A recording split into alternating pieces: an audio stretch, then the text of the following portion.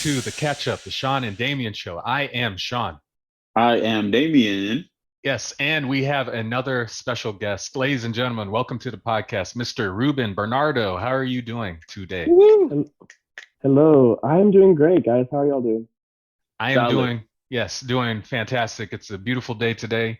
The sun is going out, or not going out, the sun is going down, so we're finally getting some cool breeze. So hopefully the night will be a nice, cool night. But anyway, Ruben, how are you doing? What do you do? Why are you on the podcast? How'd you get here? Uh, we didn't even invite you. You just showed up on the podcast. What's going on? Yeah. I mean, the back of the trunk door opened. They did, then tie my ropes, and here I am. Yeah, No, got to look I'm into doing that. great. I'm an LA-based filmmaker, currently a grad student, going into my second year at AFI, American Film Institute Conservatory. And for the sake of the episode today, I am a gay Latino filmmaker, writer who aspires to be a showrunner, director for mostly TV, fantasy, sci-fi shows, with like emphasis on bringing about more inclusivity to not just LGBTQIA plus characters, but as well as characters of different cultures, brown and black people specifically, because let's face it, the fantasy sci-fi genre is so oversaturated by white people and like Eurocentric themes and continents and clothes that it's like due time. Yes, Hmm. that is beautiful, beautiful mission statement, and it falls right in line with the mission statement of this show. I mean, we spent the first 4 episodes talking about representation and everything, which is, I mean, for us, Damien and I were both black, and just we were talking about how important it was for us to see these up and coming like sci-fi shows, horror shows where they have like black leads, where we're not just like in the background or just the side characters Yes. getting killed off. So same thing, same thing for the well, especially for the Latino community and for the Mm-hmm. LGBTQIA. That I said that right, right? Yes, Yes, sir. LGBTQIA And then you've got to add a plus at the end of that. plus. So you said you want to be a showrunner. What inspired you to uh, pursue that interest? Yeah.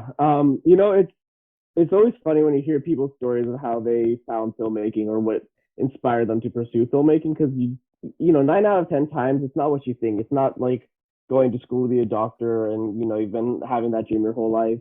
My journey in a nutshell is I never planned to be a filmmaker. I never planned to be a writer. I was always very inspired by film, and I love film. I love Lord of the Rings growing up. I love Aliens. I also like period pieces like Pride and Prejudice and Moonlight and Fruitvale, all that stuff. But for me, I just was never in a position where I could even think to aspire to do it, because it seemed like such a daunting proposition that cost a lot of money, and also benefited from, maybe if you were a little bit more privileged, you could kind of step into that easier than someone like myself. And so, I found myself, between my after I turned 18 to mid 20s, literally just kind of found myself in a position where I was homeless in San Francisco, and then I was in a relationship where my ex and I both were working in the club scene. So we were both doing go-go dancing, drag queening, a lot of different types of work in that kind of nightlife underground Latino scene. Eventually, I realized that my creativity felt like it had a glass ceiling on it, as well as my relationship. And so, many years down the line, I finally decided, I was like, okay, well, let me actually try to pursue something bigger than what my community is able to offer me in this moment. So I ended up moving to Portland and went to a community college. I was really obsessed at the time with movie trailers, because for whatever reason, I think it was because it was the most accessible thing for me to recreate on my own computer at the time, because I was really bored. And so I would use iMovie and I would create all these movie trailers for movies that I thought had bad trailers. So for Aragon, or even like weird movies like Interview with the Vampire, Pan's Labyrinth, I would recreate all these trailers. So then I was like, okay, cool, I'm going to be a famous movie trailer editor. And then I moved and realized that there aren't any famous movie trailer editors. Um, and so I was at this community college course in Portland. Um, a high school dropout and trying to make it and trying to figure out what filmmaking even meant. Because for me, I was just like, oh, like inspiring speeches and images and cool like production design was filmmaking for me. Um, but then I realized I had a lot of yeah, for lack of a better word, a lot because of my experience, being Latino, being gay, having been homeless, having been in the nightlife scene, having been a sex worker, all these things. And so once I had the tools, and once I understood, okay, what writing meant within the context of film, because I always liked writing when I was a kid, but you write a chapter and then you realize, oh, wow, I have to write a whole book. That's a lot, and then you kind of give up. So when I realized how specific screenwriting was and how well it fitted with what I was capable of, I was able to kind of take those tools and kind of express what I think inherently I always wanted to be expressing throughout my life, just didn't really know how to do so.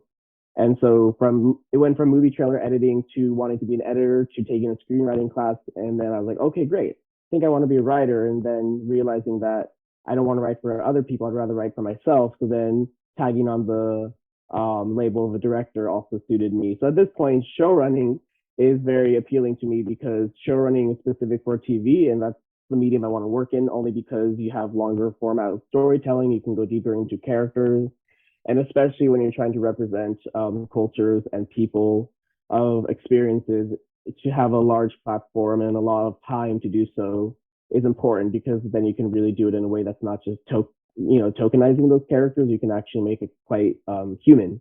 And so that's why showrunning works out for me, because it's very specific to TV. And I would love to dabble in directing for films, but I think I think I have a couple films in me versus all the shows I would like to adapt and create on my own and whatnot. So that's a very roundabout answer to that question, but that's where I stand on that. That's a very great answer. Yes, right on, and very thorough too. Like that. It's a compelling story. Like you definitely have it in you to be a storyteller, because just the way you answer that question, you kind of weave the story of your life. But it was so.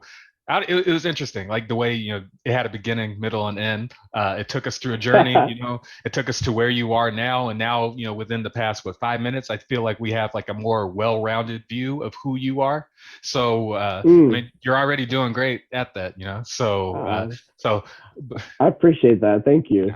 yeah. Well, so being a showrunner, that was also something that interested me as well, for the same reason, as far as being on a TV show. Because I mean, you could be in the writers' room, but you're not like the man behind the wheel. You're kind of just like throwing, as I understand it, you're kind of just Mm-hmm. being a contributing party to the bigger picture. Whereas, as I understand it, being a showrunner, you're actually like guiding the ship, right? Like you're Exactly. yeah. Uh, well, do you have like a specific person in mind, like a showrunner that in mind, that kind of inspires you, that you kind of not so much maybe model your career after, but just Mm-hmm. someone that kind of is like, hey, I want to do like that person. Uh, Yeah, I mean, honestly, and this isn't to sound vain or to be that guy, but I kind of Be want that to guy. I want to model myself after the best version of myself that I already see in my head and putting that hey, in my present. That's what I want to model myself after, because there aren't a lot of showrunners who are trying to do what I'm doing, or who even have the identity of who I am, if that makes sense. There aren't a lot of gay, Latino, or indigenous showrunners doing sci-fi and fantasy. There just aren't. yeah, I think I can maybe think of one who somewhat fits that box, which is don't know his name off the top of my head, but the showrunner for Castlevania. He is I believe he's queer, and I know that he's Indian. He's a little like punk. He wears makeup, and he went into Castlevania, which is a very interesting fantasy, I would say, fantasy show. It's animated and it's very adult, and it has all the representations and themes that I'm looking for. But other than him, there are aren't a lot of us out there.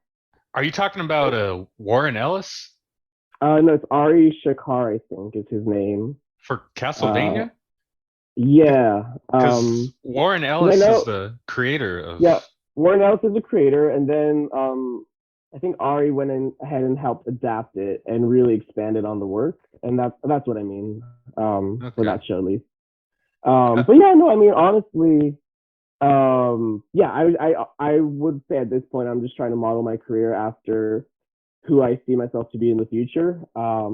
There are artists and filmmakers who aren't showrunners who have 100% inspired me. I mean, I'm so inspired by Guillermo del Toro from Pan's Labyrinth and Shape of Yeah, Water. he's a goat. Yes, sir. I really love Blade 2. He did Blade 2. Oh my Uh, God, Blade's amazing. Yeah. wait, who's he in Blade? Uh, Who's he's a Oh, Guillermo del director. Toro. You know what? I'm Yeah. thinking Yeah. of I was thinking of Benicio del Toro. No, Mm, Guillermo. Yeah, yeah, yeah, mhm. yeah. No, Blade 2 is incredible. Yeah. That's the best one in the series. Well, I know you like Trinity, Dameon, Yeah, Blade 2 is but amazing. Well, Blade 2 is the best one, but I also yeah, like yeah. Trinity. Yes. But yeah, so some people like Guillermo or even Pedro Almodovar, who's a famous Spanish director in Spain. Not a lot of Americans know about him, but he's done a lot for the community since the 80s until now. It's just, again, he hasn't had a huge crossover to America, but he's the guy who founded Antonio Banderas and Penelope Cruz's career and other people, within the Latino community. He's really helped, give them opportunities to shine. But yeah, I mean, like I said, there's just not a lot of not a lot of not inspiration, but there's not a lot of like showrunners to draw a lot of parallel lines from at this moment. But it's mainly just I'm really inspired by my own community and the stories that we're already telling, but just not a lot of us have the access to tell them on this scale. Yeah. And so I try to model my not career, but my way of storytelling and the stories I like to tell based off people who I've known in my own experiences and bringing stories that they will never be able to tell themselves to the forefront through my own show running. So that's also something that's important to me. Yeah, Yeah. that's a very beautiful answer. Like it's very, I mean, it speaks to like, hey, if you don't feel like you have the community that you're looking for, build it yourself because you got to start somewhere. So I think, the idea that you said, I want to be the best person that I see in my head. I think that's a great answer. Like it's a very, I mean, maybe you will be, the spearhead of this, new phase of, or Latino or queer showrunners, and definitely you're going to be inspiring, definitely like the next generation of kids coming up. So Mm-hmm. it's again more power to you. I wish you all the best success. You're definitely like I mean we're all at the start of our careers, but Yeah, it's yeah. gonna Thank you. I also do want to add shout out to because this is actually probably the person who's closest to what I want to be doing. Shout out to Stephen Canals, who is who's directed, but he is a creator and um, not showrunner, but he's the creator of Pose on FX. It's a Ryan Murphy show at this point Mm-hmm. because Ryan Murphy produced it. right. But Stephen Canals, who is both Black and Latino, who grew up in, I believe he grew up in foster housing or something similar to that on the East Coast. He's gay and he created Pose when he was graduating and he pitched it to over 100 different people and finally got picked up, thank God. But that I would say that not only that show Pose, but Stephen Canals as a showrunner and director himself and as a writer and just as a creator is definitely someone who I would say for anyone else who is like me looking for that type of like role model or person in a position um of being a showrunner or being someone who you would want to become within the context of filmmaking. I think he's definitely someone to aspire to. Yeah, yeah. Well, Mm. right on. Well, Damien, I know like you write too. Have you ever thought about writing a TV show, like being a showrunner? Um, so I have the closest thing I have is an anime that I wrote. I Okay, got yeah. 5 seasons of an anime. 5 seasons. But Wow. yeah. But like a show,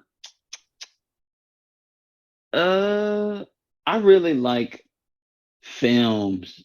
I Uh, really like that throw you in this world for an hour.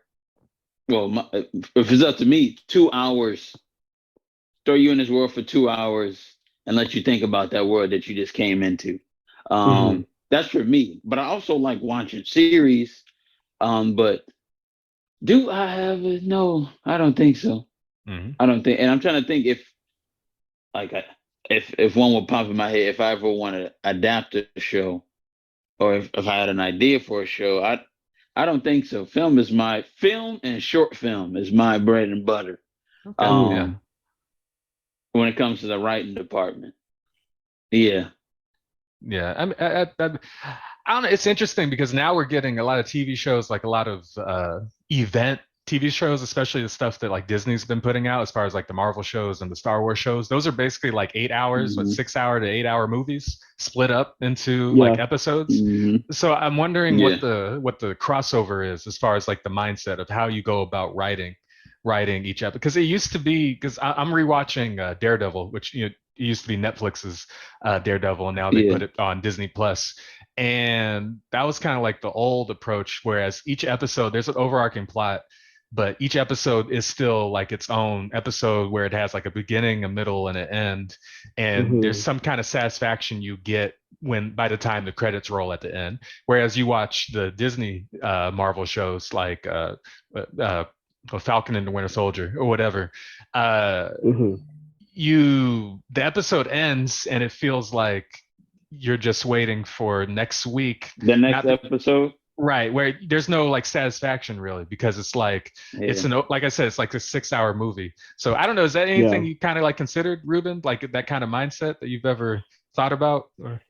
Yeah, no, I mean, absolutely. I think, yeah, and we see that, like you're saying, we've seen that a lot with the Disney Plus shows, even in the past, not past, but within the 2010s, we've seen shows like Game of Thrones, especially because if you compare Game of Thrones, which was one of the biggest TV shows in the world at the time, and then if you look at what is it? The Well, show. West. The guy who's the teacher turned drug dealer. Oh, Breaking Bad. Breaking Bad. You Breaking look at Bad. Breaking Breaking Bad. Bad.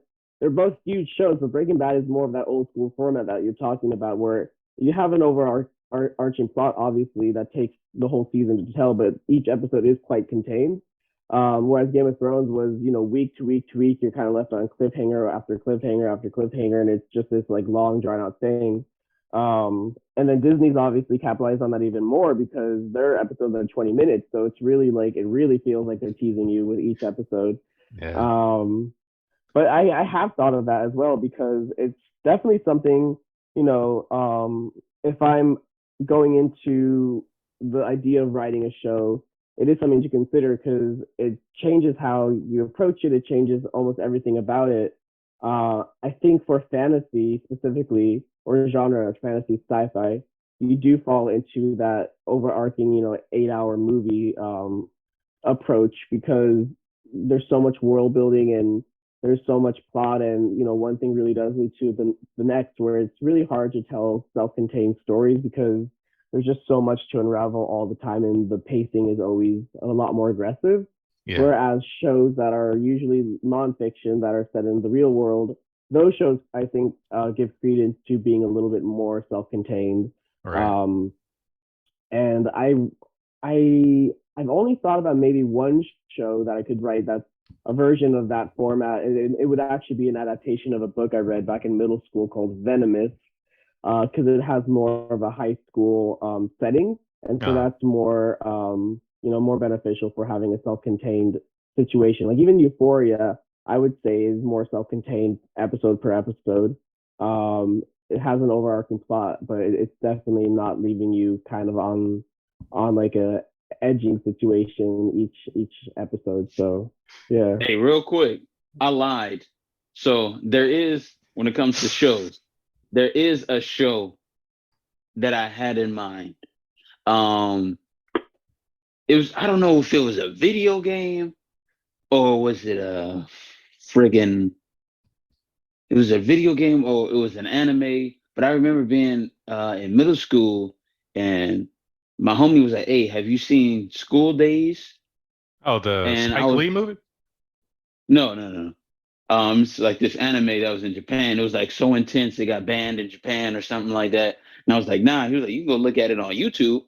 So I looked at it on Mm. YouTube, and boy, was it like it's hard for me not to use profanity. It was effing mind-boggling of what was going on. And it wasn't even a whole story. It was just a moment, a tragic moment in the story. Yeah. and it was subtitles. This is all in Japanese. So what happened is from my understanding, this guy, it was in high school. It was called School Days in high school. Um, the guy is at his little dorm. It's like a private school. Mm-hmm. Guy's at his little dorm, and he picks up his phone, and it's his girlfriend, and Mm. the girlfriend is sending him like the same text over and over, over and over. It's just popping on his phone screen, popping, popping, popping, and then it says, "I'm sorry," and then like this sad music, Japanese music plays, and out of nowhere, right behind him, it's the girlfriend, stabs him in the back. Dude falls to the Whoa. floor. She just Wow. starts wailing on him, and while That they're Whoa. wailing feels, on yeah. him, like they're showing like flashbacks of their relationships and this angel singing. It's like so sad and heartbreaking. Yeah. Eventually she kills the dude, and his side piece comes to the dorm and sees that he's dead. So Yeah. she calls up the girlfriend, like, "Hey, I know what you did. You need to meet me on the rooftop." And they meet at the rooftop, and the girlfriend is like, "I loved him so much. We was gonna have a baby together." She acting like she pregnant.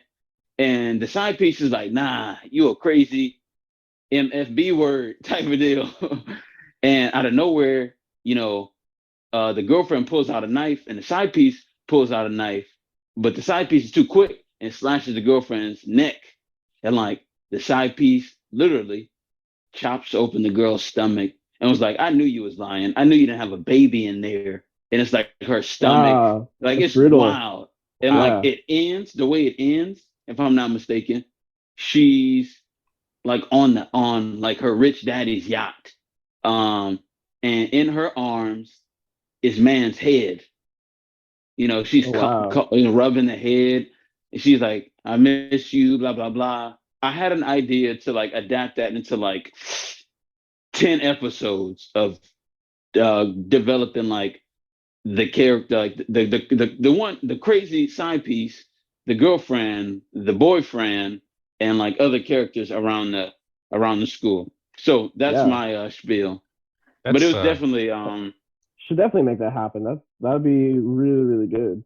that sounds heavy. it was definitely dark. It was definitely heavy. When I saw it as a kid, I was like, "Yo, what is this?" It's like it really messed with me as a child because I was Yeah. Hmm. thinking about it like for months, and I kept going back to rewatch it like the psychopath I am.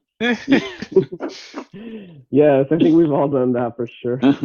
I mean, like that doesn't like when you see something disturbing like that, you don't like that doesn't scare you away from wanting to think about it like ever again? Like that doesn't you have the Well, it, opposite. it did in the moment. It's Mm. like it's like a guilty pleasure. Like, man, this traumatic, but I need to see it again. I need to hear it. I need to hear the Yep. music again. Yeah, because like That's why I like getting scared. I like being scared. Yeah, I when agree with that. when I was a kid in school, we watched a cartoon. It was called, I think it was called the Tommy Elliot story or something like that. Does that sound familiar to either Hmm. of you? It was about this missionary. And keep in mind, it's animated, but it's about this missionary that goes into like the jungle or not the jungle, but he goes to preach to these Native Americans. And by the Mm-hmm. end of the movie, it turns into a horror movie where like the Native Americans literally like kill all of them, and like they're like Mm. throwing spears at them, and they show it again. It's a cartoon, but they show like the spears like impale the entire Going like through 'em. missionary. Woo. And it's like as a kid, I was like, why are you showing us this? Like, You was what horrified. is the purpose of this? I thought you want us to be Mm-hmm. missionaries, but like, it was just that scared me so much. Like, I remember going like crying to my parents when I got home, and like, I think it was just it was horrible. So like, again, like I'm sure like it's not as violent as I remember it, but just the memory of it is enough to keep me from wanting to revisit that. So I don't know. Maybe I shouldn't watch this. What was it called? School Days? Is that what you? Called That's School Days. Yeah. Like I can't remember if it was like a game, or like just an anime. well, I looked it up Because on like that I looked it up on IMDb. It is a show in 2007, 12 episodes. So, uh, 2007. Yeah. yeah, Okay. it's All right. and it's only TV 14, which is surprising considering Well, what's in how you Japan? described it. No, oh, it's a Japan TV 14. Oh, Japan for. I don't know. No, here, like the American, I guess what on Adult Swim was it Toonami? It's TV 14, which is surprise. What is Well, I think Attack on Titan? What is that rated over here? Is that TV 14 or is that's it MA? TVMA, Okay, TVMA. yeah. Yeah, it's MA. Yeah. So I don't know what they're doing over there. Anyway, Well, what were you about to say? the Yeah. darkest part of School Days was that ending. I think the whole rest of the show was cool till like the end, I guess. Because I didn't watch all the episodes, I only saw the murdering part. That reminds me of what's that game? It's called I think what Doki Doki Literature Club. You know what I'm talking about? It's like a dating sim, but it turns out there's like a twist where like halfway through the girl like stabs you or goes crazy or something like. Mm, Do you know what I'm Oh talking about? wow. I ain't never heard of that. Yeah, I I haven't think heard I, of that I either. think it's called Doki Doki Literature Club or something. But Doki Doki, huh? anyway, anyway, uh, so yeah, as Ruben alluded to earlier, this is the LGBTQIA plus. I said it right, right? Yes. Yes, Okay. you got that right. Yeah. Representation in media episode. Uh, so I guess like to start off with a question. Uh, we live in an interesting time where like we're seeing stuff in mainstream media that we wouldn't even dream of seeing years ago, like even Hmm. 10 years ago, but 20 years ago, whatever. Yeah. Ruben, as far as you, like, do you, how do I ask this? What is your like earliest memory of seeing like gay representation like in movies, TV, or Okay. whatever, that like maybe to the point where like it surprised you that you were seeing that in that kind of Hmm. capacity, if that makes sense. For sure. Yeah, I think that's a great question, especially, for the context of the podcast, me being 27, most of my youth and childhood was the 2000s or the latter half of the 2000s. Because I graduated high school in 2012. And I grew up in a small town as well. I mean, because I grew up in a small town, Nevada, like Tahoe, in that area, and then I moved to the Bay Area, but still grew up in a small town outside of San Francisco.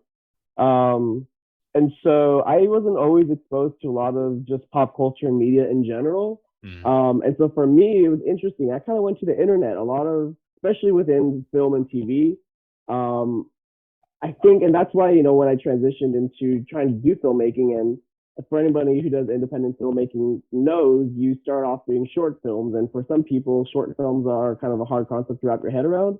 But for me, it felt kind of like coming home because when I was a kid, I would go on YouTube and literally type in gay short films because that's the only place that I really found any like explicit, not in terms of like nudity and whatnot, but explicitly just gay themed content. I didn't really see that in a lot of movies that were being released in the cinema or that were on TV or whatever. So I would go to the internet and go to YouTube, and I probably have watched, within that time period of my life, I probably watched everything that YouTube had to offer within that because that's that's what was accessible to me. So I kind of feel like I've had a within that small microcosm of short films, I definitely had a strong awareness of what gay representation could be within film, but it was definitely not by any means within the mainstream. And so I was always aware that the accessibility of just going out to see a movie with gay characters that were rich and in depth was pretty impossible because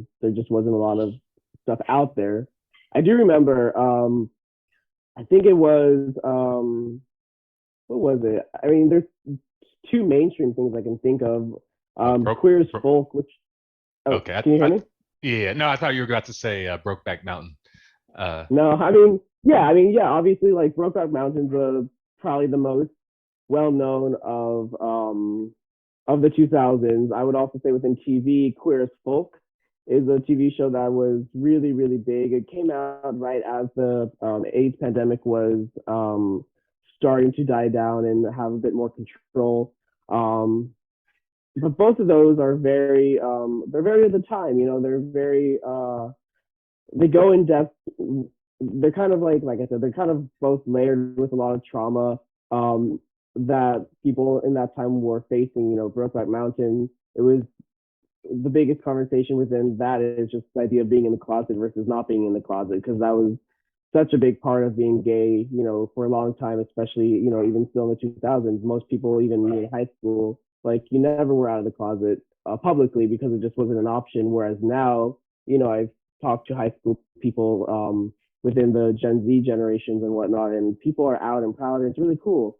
So that's kind of like, with Brokeback Mountain, and then with Queer as Folk, there's a big conversation with around AIDS and kind of the trauma that that community faced, and going into younger generations of gay men within that TV show, having to understand what had happened, or understand like the importance of protection and safety and gay bashing and all those things that were a lot more intense back then, which still happen now, obviously. Um, but yeah, I mean, I would say I don't know. Like I said, it's not the first representation that's out there, but one that really helped me was Perks of Being a Wallflower. It was Ezra Miller's character. It's such a sad boy reference because I am a sad boy, but yeah, I don't even know what his name was, but Ezra Miller's character on Yeah. that show, I thought was pretty cool because he wasn't like a token gay character. He wasn't um specifically feminine nor masculine. He kind of existed in this in between zone. He was very artistic, but in a very edgy way that was a little bit rebellious. And so I just thought he was such an interesting character because he was kind of going against so many norms or stereotypes at the time. Yeah.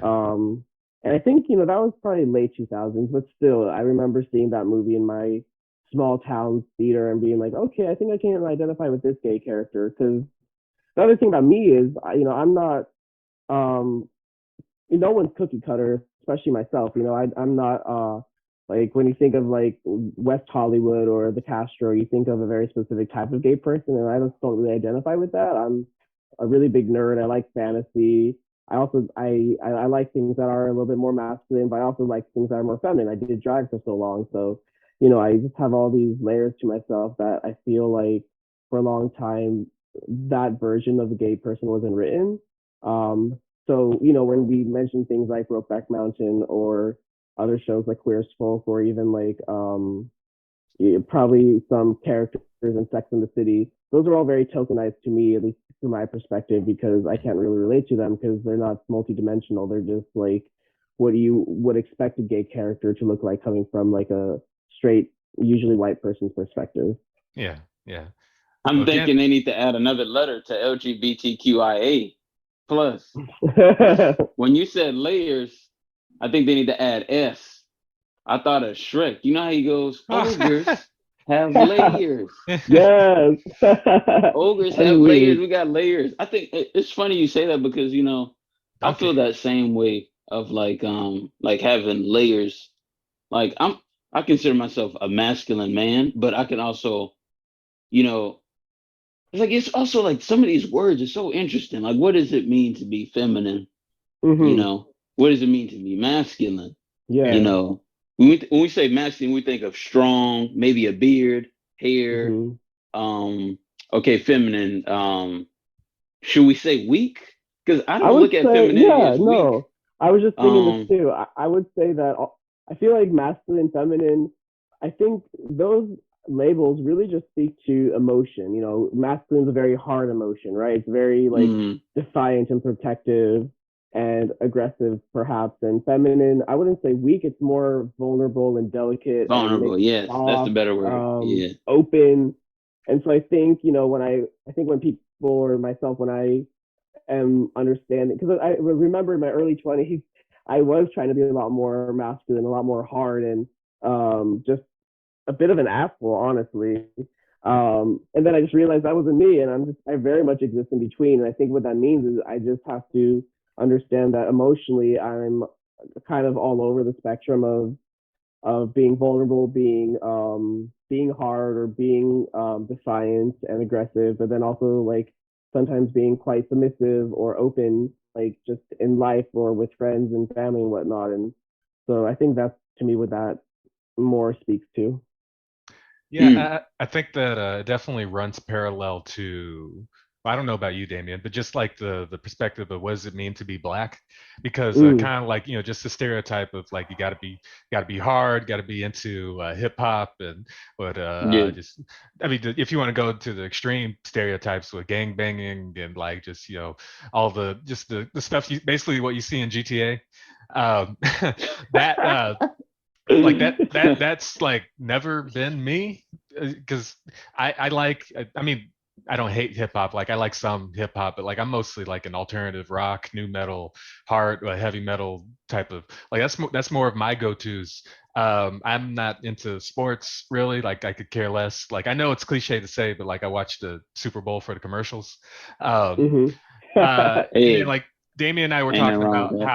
how we're both into like the same thing, like the nerd culture, like comics and video games and like TV, fantasy and sci-fi and everything. And like growing up, we didn't really see black people that weren't stereotypically like nerdy, geeky or whatever. Just regular people like being into that kind of pop culture. So it is definitely like whether you're talking about race or your sexuality or like gender stereotypes. Like there's no everyone. It's just like there's no box that you could put people in. Yeah, Um, yeah. it's No, just that. go ahead, go ahead. Oh no, no, that's what I was gonna say. Like in answer to that question, when someone asks me like, oh, what's like a good gay character you can remember, like who made an impact, or what's the first time you remember seeing someone like who was gay on screen? Like I can definitely remember, but none of those people are me because Mm, they're just stereotypes. So it's not even someone I can identify with. It's just more so someone I probably have more of an aggression towards because it's everything that people are telling me that I should be that I'm not. yeah. And I feel like that's topical to what you're saying as well. It's just, you know, is it representation or is it tokenism? That conversation. Yeah, I mean that's why.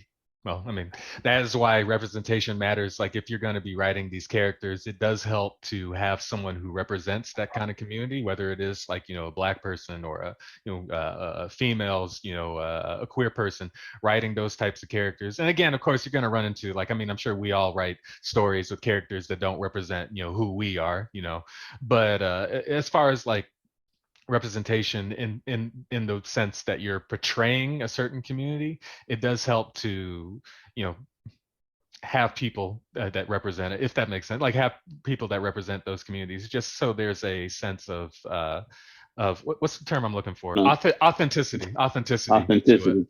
Yeah. Yeah, yeah, Okay. That's the uh best thing. That's the yeah, best thing. yeah, I yeah. live by that. I mean, what comes to yeah. mind is, and then we can move on, but just how Seth MacFarlane like writes black characters, just like Cleveland. Like I don't know who he's seen that Dude, acts like Seth Cleveland. MacFarlane is GOAT to me. He is the GOAT. He is the GOAT. I can go on for a long. He's one of the reasons why he definitely is a big contributor to why I'm this person, why I'm so funny. Because he made me, well, first of all, like my babysitter at the time, she had like all the volumes of Family Guy, and I would go over there and watch it. But he made it okay for me to like laugh at everybody. He was Yeah, making black jokes, white jokes, Asian jokes, Hispanic jokes, gay jokes, straight jokes, politician jokes. Like it was going after everything. And like for me, I was like, damn. So we all can laugh at each other in this moment. yeah, He was. It's just like there's so many. Like there's one of the greatest ones where it's like all the whole crew is stuck on an island, and they're playing like Would You Rather, and it was like Would you rather go on a date with this person or have sex with this person, and then out of nowhere it concludes. It's like okay, another Would You Rather, and he goes, Would you rather be black or rather be crippled? And like it goes to commercial break. hmm mic and drop. as a kid, I'm just like, what? Like just start busting out laughing. My mom Yeah, didn't want me to watch it, but I was like, I'm gonna watch this. This makes me laugh. It's just like Boondocks. She didn't want me watching that, but I was like, I'm gonna watch me some of this. Wait, hmm But did that's you watch the Cleveland show? hey, I watch Cleveland show as well. I mean, did you like it? Because that's what I was talking about as far as like him writing a black family. It was like, man, Hmm. has he ever been around black people? Like it, it's like, I think he was definitely it was a lot of stereotypes in there, but like it's so difficult for me to be upset at something that makes me laugh, even though it's not the caliber of Family Guy. It's like I enjoy like offensive humor like very much. Anyways, that was my spiel on Yeah. Family Guy. Yeah. Well, So I mean, humor is definitely subjective. It's so, it's I'm more of a Bob's Burgers type of fella. So, but anyway, Bob's Mm. Burger. we can move on to our first segment. But before, I have a question that I've been wanting to ask, and I think it's just we only have a few minutes left, but just I think it would be make for a interesting brief conversation. Reuben, have you heard Kendrick Lamar's latest album? And do you know what I'm about to ask you? I have heard it, and I have a feeling about where the question's going, but go off. So what's the song? It's Auntie Diaries, where he Hmm. talks about how he thought he was gay, and he Demetrius uses is Marianne now. the other F word, and he tells a story just kind of relating that word to the use of the N word. And I remember there was like a controversy about that song, and people were bringing up, is he allowed to use that word? Is it okay because he's using it for a point, and he doesn't consider himself to be Hmm. part of that community? And it's like a question where like I don't know, it's just I don't know what the answer is to that. So how do you feel about that? Not to say that you're a monolith and you represent the entire community, but just from your perspective, how do you feel about that? Yeah, no, it's a really good question, and definitely, whatever I say, I obviously don't. My opinions reflect my opinions, obviously. Yeah. So it's not to say that I speak for the community by any means. But it is an interesting question because even like just like even within our own community, some of us call each other like the F word here and there in terms of like in terms of having it almost be like a term of endearment or in terms a term of like jest, Yeah. um, which is it's definitely doing some mental gymnastics because it has so much history behind it that even between gay people, it's not always the best word to use. But then stepping outside of that, and then just actually to comment on that real quick, because I do use it sometimes, but with my friends who are of the community usually, um, or almost always, I will have to say. But stepping outside of that, in terms of like maybe Kendrick Lamar using it in his album, and obviously he's not from the community. Perhaps he knows people who are, which is what everyone always says when they step into this conversation if they're not from the community. Yeah. Um, I think that I think that I think I'm somewhere like down the middle. I think that it's not as offensive as people make it out to be, but I also completely understand why maybe it's seen as something that shouldn't have been done. To me personally, I noticed it when I had heard the song, but I also didn't really think anything by it, Yeah. just because of who Kendrick is, his respect for his craft, for what he writes about, who he writes about. So it kind of comes down to me it comes down to the person.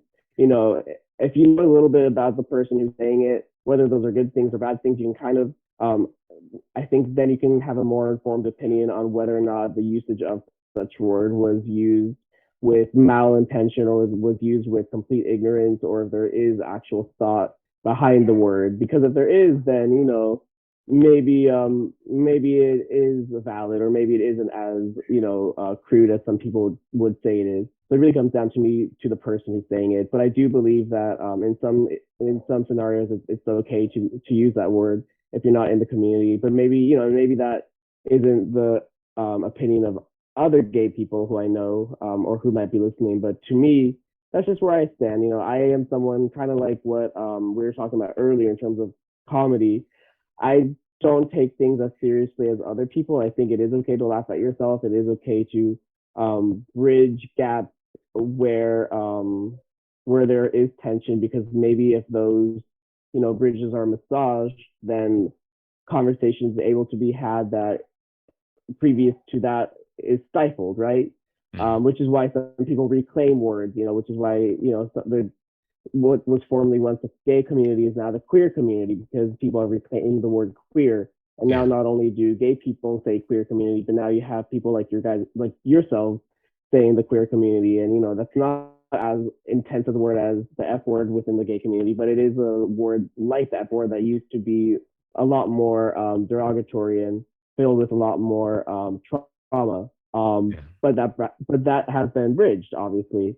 Yeah. So I think, it just depends. It just depends of like, why are you using it? Why are you including it in the song? And what's the intention behind it all? And if there isn't an intention, then yeah.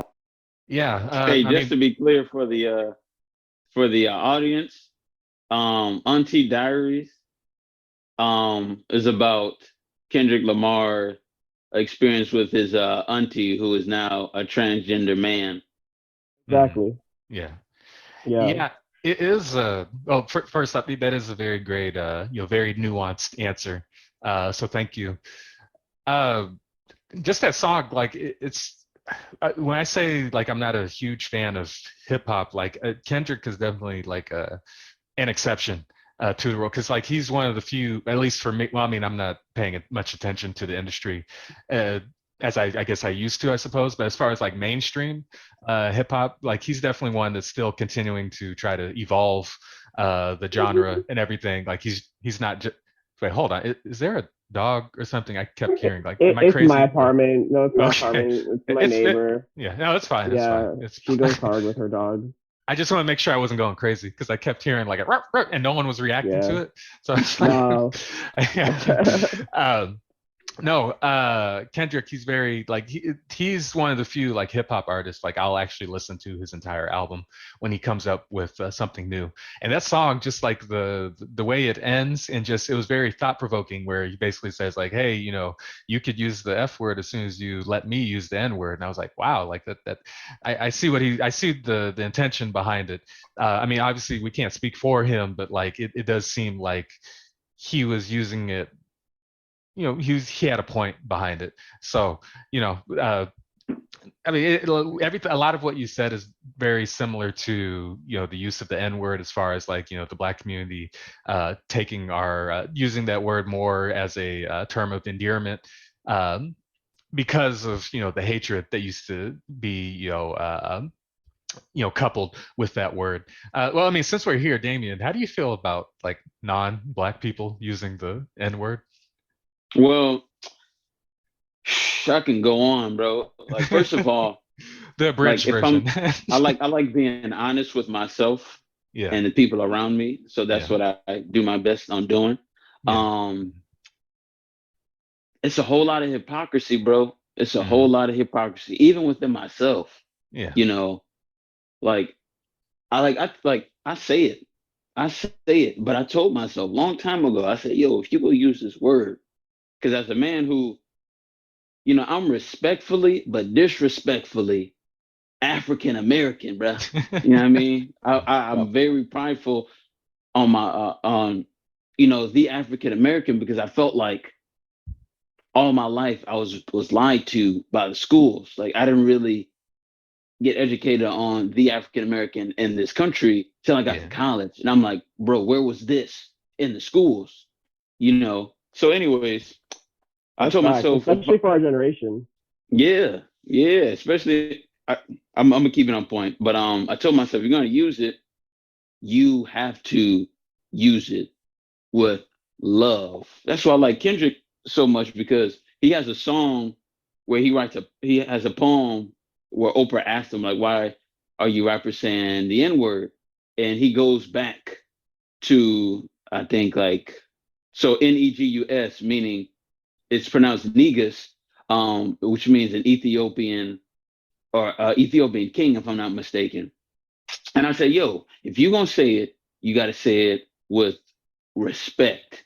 These are my N words, not like, because in the black community, some people, they say there's black people and then there's the N's. And like when I hear people say that, I'm like, no, no, no, no, no, no, no, no. It's it's black people. hmm Let's not have use that word in a negative connotation. We should use it with positivity. Um, But when it comes to non-black people using it, look, as a person who listens to hip hop a lot, and as a person who knows hip hop, in my opinion, it runs the world. Everyone is listening all across the world. I know it's so funny. I knew this Russian girl who like loved The Weeknd, and I asked her, I'm like, I know you be saying the N word in your car, lady. I know you do. And she looked at me and she was like, yes, I do. And I was like, I know it. I'm like, look, whatever you do in the privacy of your home or your car, that's your business. I'm not tripping.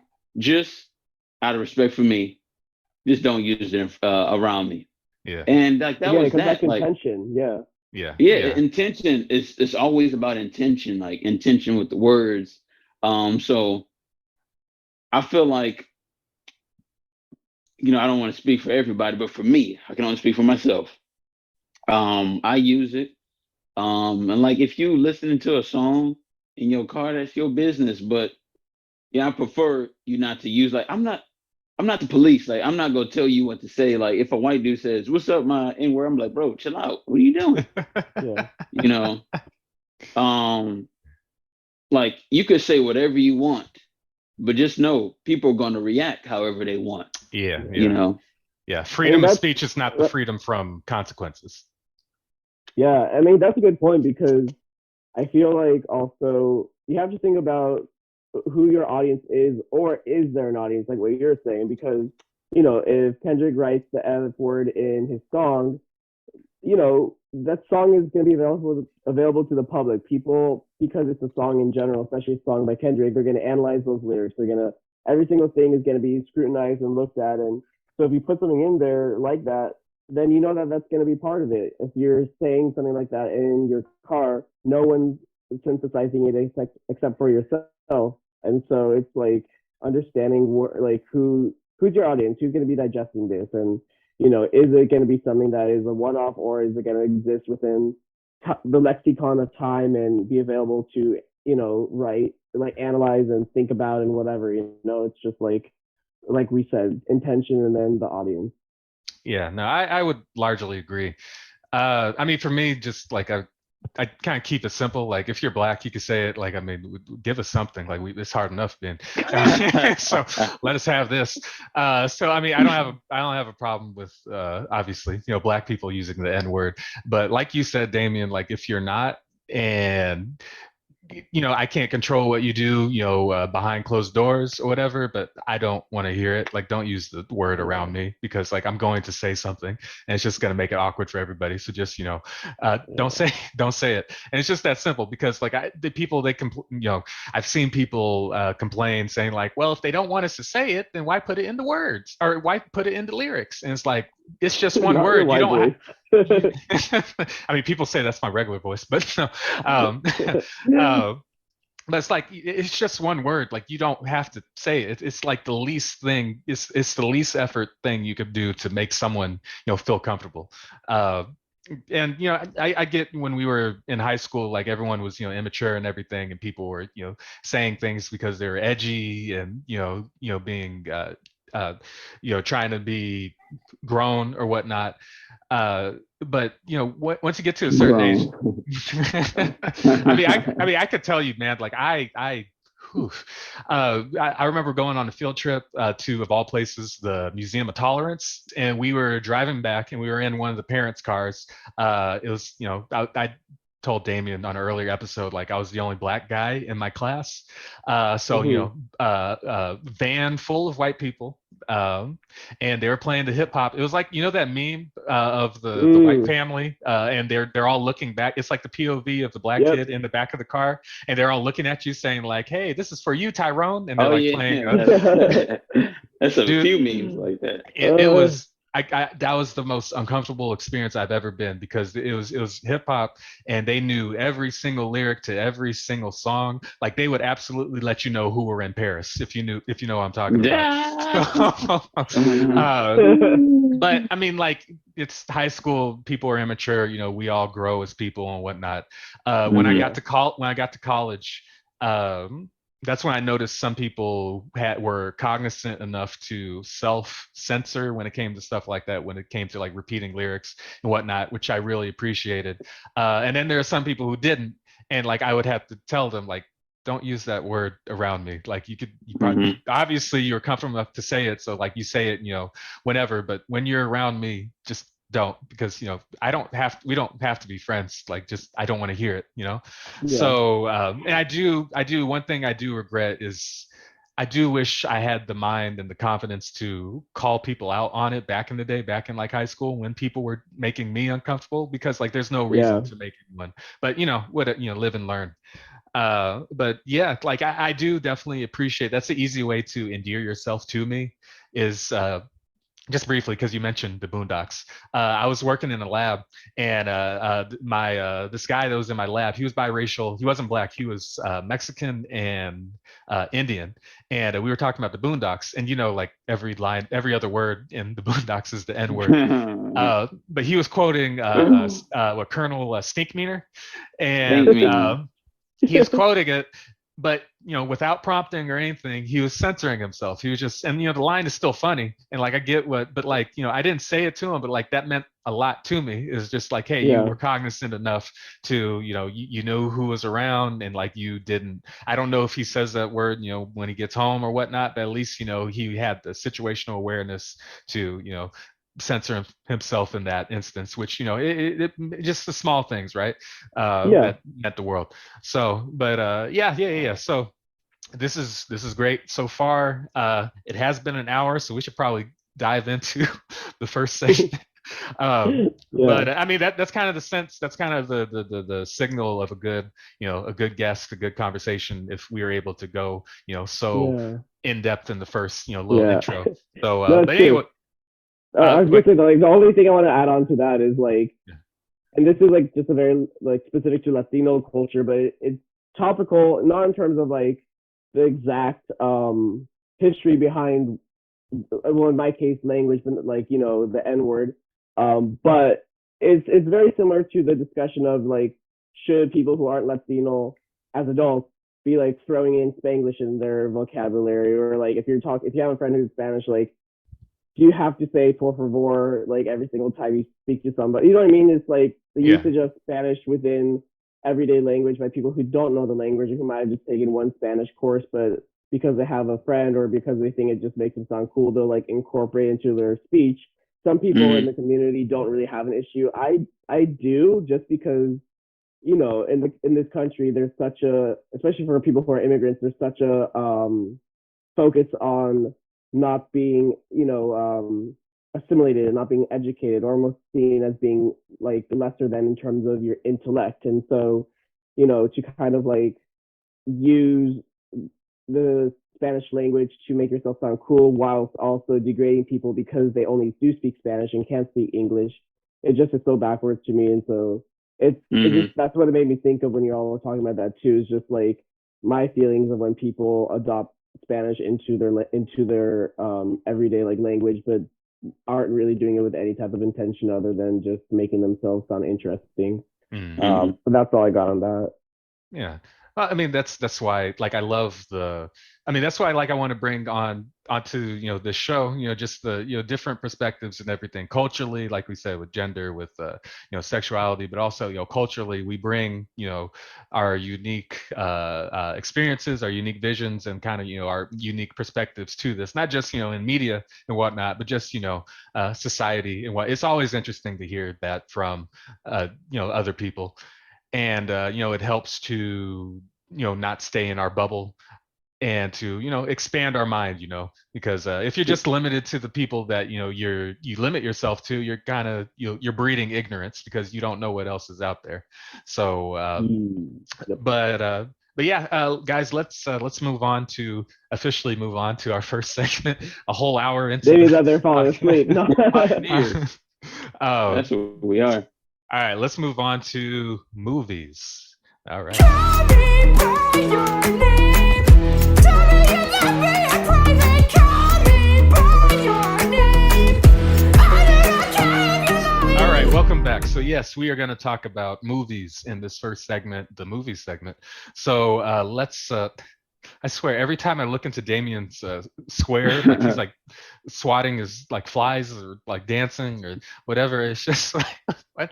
Um, anyway, movies. So I had asked you, Ruben, earlier about like when was the earliest, your earliest memories of that type of representation in film, and Hmm. I was thinking of like for myself what the answer would be, and I know it's so cliche, but probably Brokeback. Brokeback Mountain was probably because I remember it being a big deal about like that. That's what the movie was about, Hmm. and I mean, like, fortunately for me, like, I grew up in a very open-minded, very accepting household where, like, well, I mean, my family has ties to the entertainment industry, so, like, I mean, they've Mm. known, gay people, just it was it was just, it was just that was just the community, at the time. So like I grew up in a household where like I mean it wasn't a thing. It was just like yeah, some people that's just that's what they do. It's not like alien or anything. It's not weird. It's just like that's just people, and we are called to love everybody, regardless of what, because it's not between. It has nothing to do with us. It's like that's your personal relationship with whoever. As long as you're consulting adults, then have forth, go for it. Yeah. One thing I never understood is like the mindset of parents not wanting their kids exposed to queer topics or like subject matter, because like it's one thing to disagree with it, but like it's another thing to like pretend it doesn't exist, because like hey, these people still exist. Like you may not like it, but they exist in the world. And like if you try to Yeah. hide it from your kids, one day they're gonna like see two dudes like kissing in the park, and they're gonna have a existential crisis. It's like what's going on, man? Like you're setting up your kids for failure. Yeah. So I never understood like that kind of mentality of like hide it, just repress it. That doesn't do anyone any good. But Hmm. fortunately we live in a time, the year of our Lord 2022, where representation is a lot more uh, frequent and a lot Yeah. more blatant. Well, we're going to get into that, but one movie that you said, Ruben, you suggested talking about is Love, Simon. I have a totally normal life. Sometimes I feel like I'm stuck on a Ferris wheel. I knew you had a secret. I could feel you holding your breath. You get to exhale now, Simon. No matter what, I deserve a great love story. You deserve everything you want. Love, Simon, rated PG-13. And you want to take the wheel on this one? What is the movie? Well, tell us what it's about. How do you relate to it, Yeah. or whatever you want to take it. Take the wheel. Yeah. No, for sure. I mentioned it. I mentioned it for a very specific reason, which I think might come as a surprise, but just for the context of the movie, Love, Simon is about basically a gay. For the sake of this conversation, he's a gay white guy who lives in like a suburban town, similar to the town that the cast of Euphoria live in. And he's realizing in the midst of high school that he's gay, and he doesn't know how to handle that. He's in the closet at that point, obviously, and he starts. He basically starts what is it? He Because I'm also like swept up by the TV show that came out as a spinoff, and I'm like thinking of the two plots, but he starts journaling his experience online, and he also starts like connecting with another person in his high school who's also gay, who's closeted, but he doesn't know who this boy is because it's all through the internet. And so they start talking to each other, and very typical, high school plot. Things elevate, then things deteriorate, and then elevate again.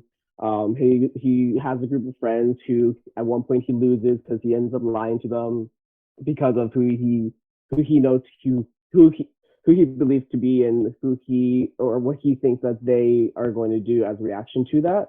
Yeah. So in self-defense, he kind of up a bit, and then they feel like they can't trust him, not because he's gay, but just because he was a bad friend to them, and that, in certain moments in the film, and then everyone comes back together, and it's all gravy. And yeah, I mean, it's a good film.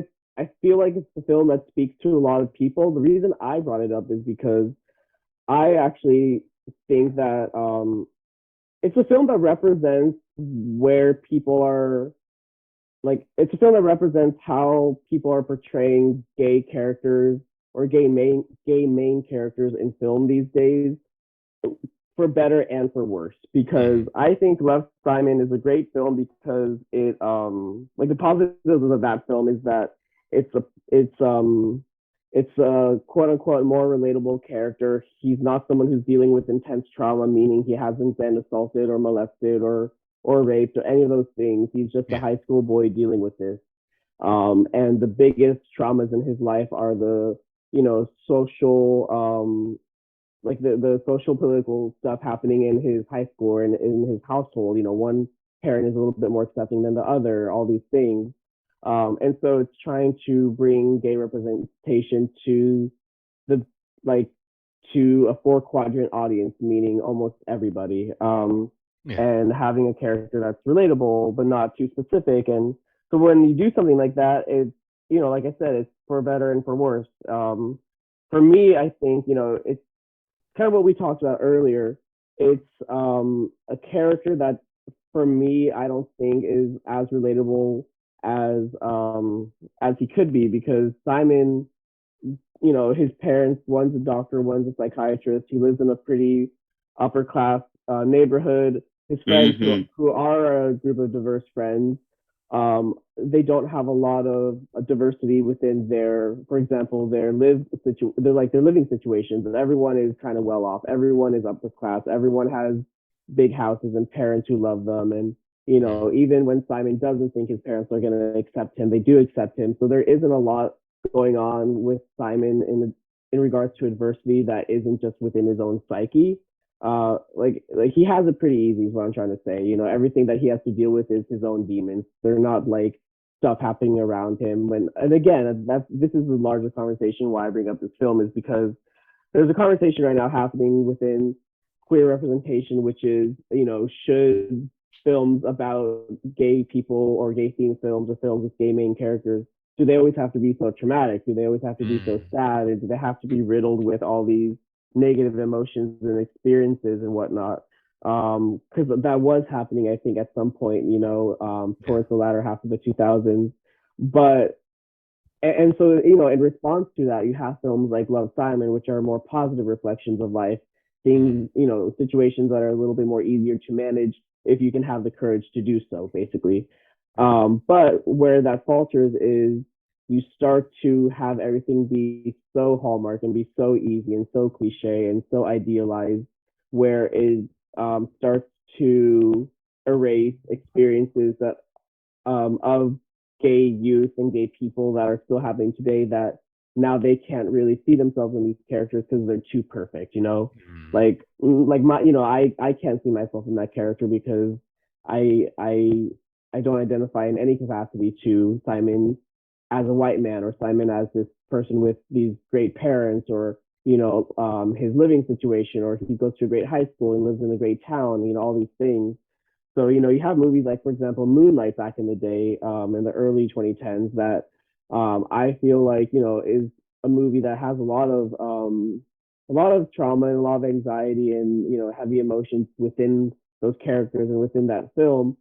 But it's a more complex view of not just what it means to be gay, but just what it means to be a man. In our conversations earlier about, being a little bit more vulnerable or more feminine or more masculine, how hard you have to be, especially within the Black community, within context to Moonlight.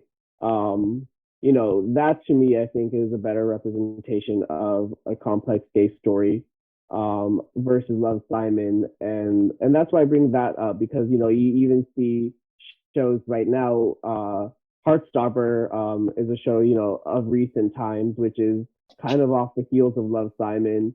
Even the spin-off of Love, Simon, Love, Victor, where it's, when boy meets boy now, and it's all idealized and there's issues, but they're high school issues. And again, that's fine, but it's like, at the end of the day, they're still casting the most stereotypical version of these diverse characters. So if they have a Black character, it's the most light-skinned Black character. If they have a trans woman girl, it's the most passing trans person that you'll see. So they don't really look trans. They're so feminized that, if you saw them on a poster, you wouldn't know that they're trans until you dive in the show. which is Yeah. kind of like hiding the representation until you actually have to watch the show.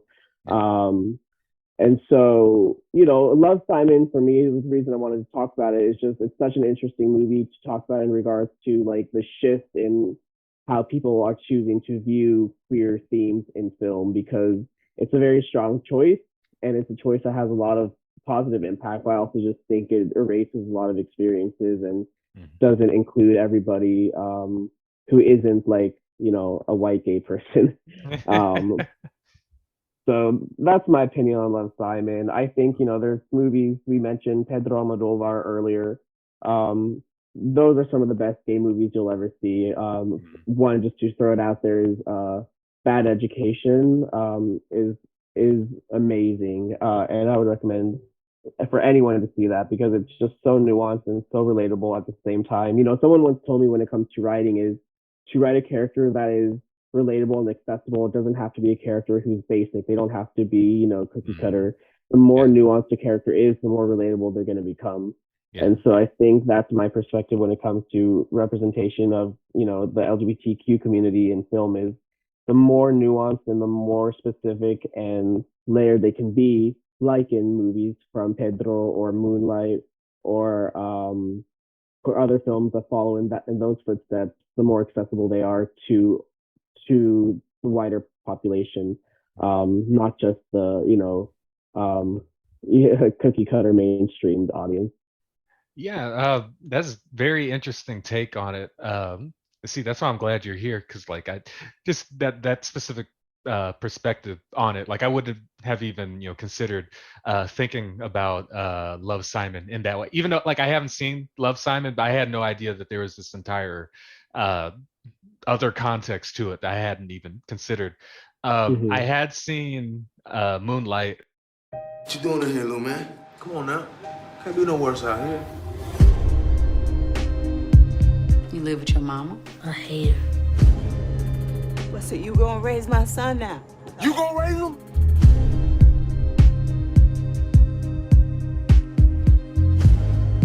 What's wrong?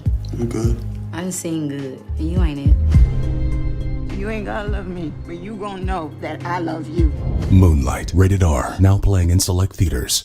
And I mean, first off, like Moonlight's a great movie, like incredible. I mean, regardless of the subject matter, like it's just a well put together film. And again, like definitely, the context of being a not only like a queer movie, but like a movie having to do with the Black community.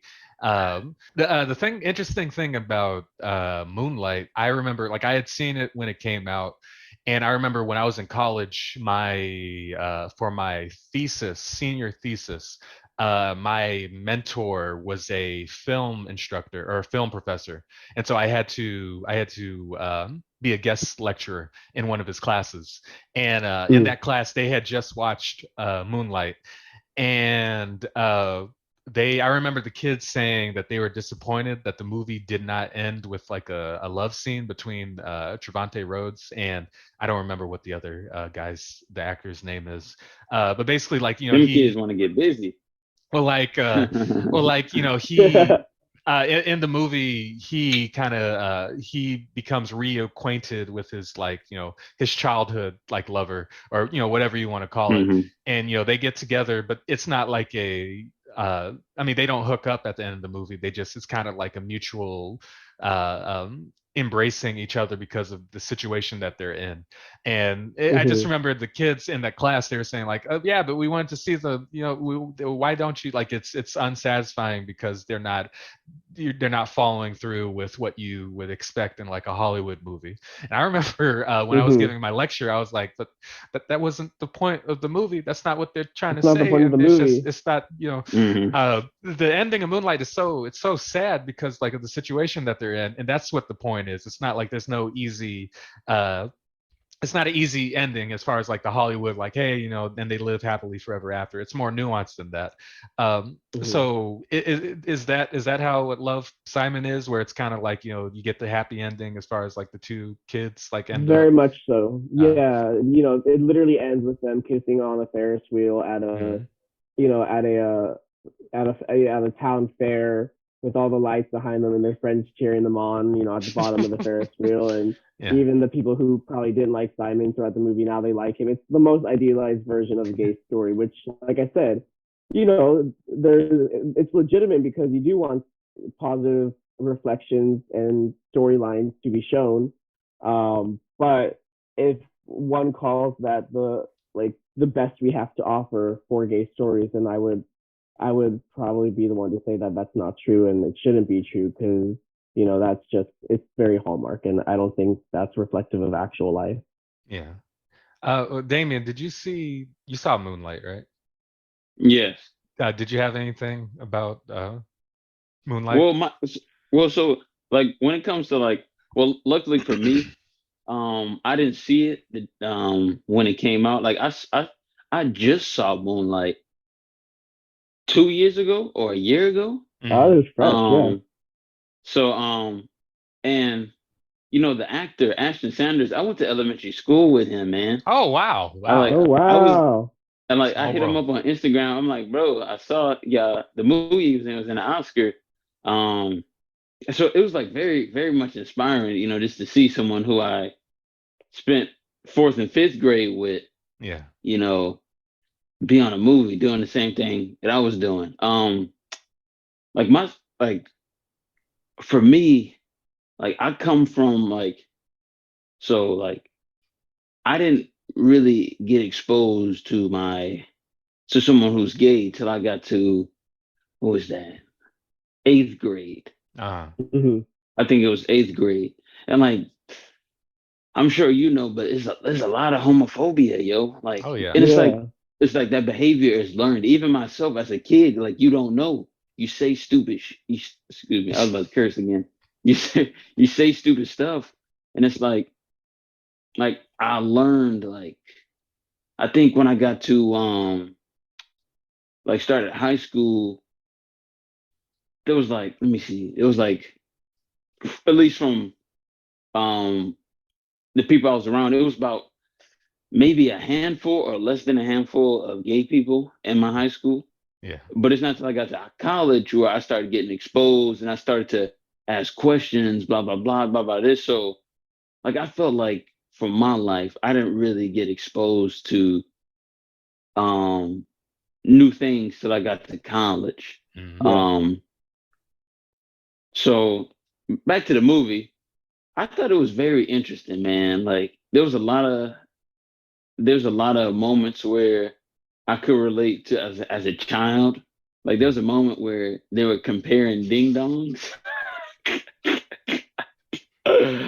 And I was like, yo, definitely had a moment like that.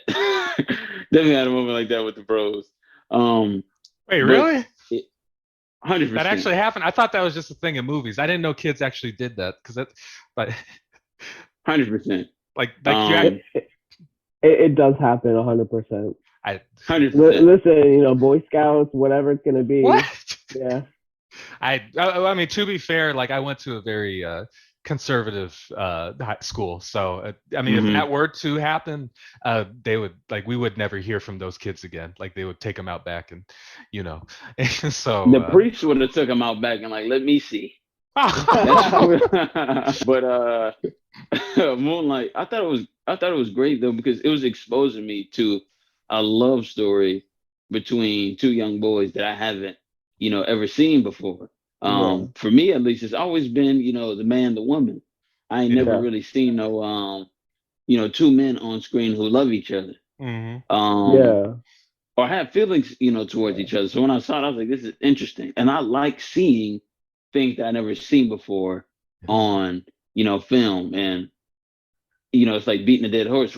Representation does matter. And these stories need to be put on screen. No, I absolutely agree. Um, I think, I think Moonlight's also just so interesting because it's not just interesting, that's the wrong word. I feel like it's so impactful because it's such an interesting and deep exploration, not just of what it means to be gay, but also just what it means to be a man and what masculinity means and all Yeah. those things that I feel like if you're not, and this is just speaking for myself and observation, if you're not within the Latino community, which is so heavily rooted in machismo culture, or within the Black community, which I feel like also has a very specific point of view on what it means to be masculine. Yeah, 100%. It's such a different experience. That those conversations are so specific versus if you're a white gay man and growing up and what it means to be masculine, because there's a lot more history and a lot more expectation and trauma and just a lot more to think about within brown and Black culture versus white culture. And so that's what I appreciate about Moonlight is it's such a nuanced and specific point of view of an exploration of masculinity that I feel like, you know, movies like Love, Simon, because I can't relate to that. I can relate to Moonlight more, even though I'm not from the Black community. It's very similar to, you know, the community that I grew up around, and people who I've grown up around. I also think Moonlight's interesting because, you know, again, within stereotypical gay films, you have two men who love each other and one is more feminine, one's more masculine, right? That's such a classic thing. Who's the man, who's the woman, who's top, who's bottom. And Moonlight really just is about two men who love each other, who aren't thinking about that. They're literally, everything that they're thinking about is survival. It's about how, you know, what their community's done to them or how it affects them in the way that they've grown up as from kid to adolescent to adult. And yes, they are gay, but it's more about like their love for each other on top of who they already are as men, not influenced by these stereotypes. And I think that's pretty powerful because I feel like that's topical to me. You know, I don't think about every day whether if I'm the man or the woman in life or in a relationship. I just think about other things, you know, good things, bad things. But, you know, when it comes to when I'm dating someone, you know, I just don't think like that. It's not binary. It's just like I'm a man, he's a man, we're gay. You know, that's when people ask me, who's the man, who's the woman? We're both men. Obviously, we're in a gay relationship. It's a dumb question. And so, that's why I like Moonlight, because I feel like it hits on a lot more nuance within cultures that aren't, you know, the typical white gay experience that I feel like has a lot more outreach and relatability. And that's why I think it's important. Yeah, well, right on. Any last thing about Love, Simon or Moonlight before we move on to Luca? Take me, gravity! Your life is so much cooler than mine. I never go anywhere. You came up here. Streaming June 18th on Disney Plus. I don't think I can do it on my own. We underdogs have to look out for each other, right? Underdogs! This is going to be the best summer ever. Disney and Pixar's Luca. Rated PG. Streaming June 18th on Disney Plus. All right, so on to less, I guess, heavy movies. Okay, so Pixar, they put out a movie called Luca, which is about these two little Italian boys, and you know, look cute. And you know, the thing about Pixar movies is that they're, as far as like Disney movies go, they're definitely, Pixar is known for kind of pushing not the boundaries, but as far as like storytelling in animated family films, as far as like dealing with mature subject matter or mature, just, you know, heavier or just more nuanced subject matter. Like there's that meme about, you know, with Toy Story, it's what if toys had feelings? And then with the Cars, it was like, what if cars had feelings? And then with Soul, it was like, what if black people had feelings? So when I saw the trailer for Luca, I was like, okay, cool. So like Pixar, they're doing a movie about you know, because the boys, they're actually secretly sea monsters. When they're exposed to water, they turn into these like sea creatures. So I was like, okay, well clearly Pixar, they're tackling you know, homosexuality in little boys. Like that's what I got from the trailer. And I was like, okay, well, that's cool. And then, you know, reports came out saying like, no, that's not what it's about. It's not about that. No, it's not. No, not at all. It's just little boys, Italian boys. And I was like, okay, well, if you say so. Then I watched the movie, and I got to be honest, I don't know how this can't be about a euphemism for homosexuality, because like the boys, like it's just, these the little Italian boys, and they meet each other and they form a friendship, but it's a town full of people who absolutely hate monsters, like sea monsters, and so these Yeah. boys, they have to hide who they are. Like, whatever you do, do not at all like let them know that what we actually are, because they will kill us if they find Yeah. out.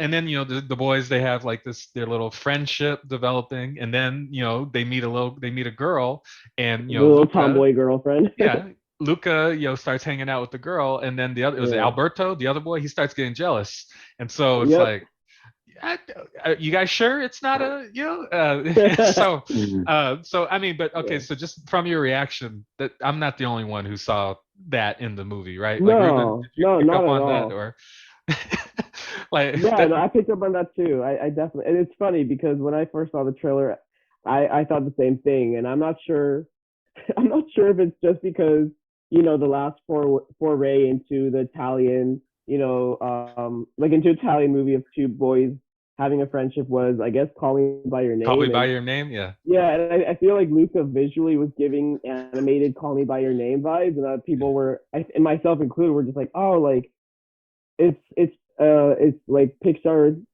kid friendly. Call Me by Your Name. That's what it's gonna be because it looks so much like it. It's like the Call Me by Your Name characters got animated and put in a Pixar movie. That's what the trailers were giving. Yeah. Um, and and yeah, I think obviously reports did come out and it was saying that it wasn't a gay movie. It wasn't about that. Da, da, da.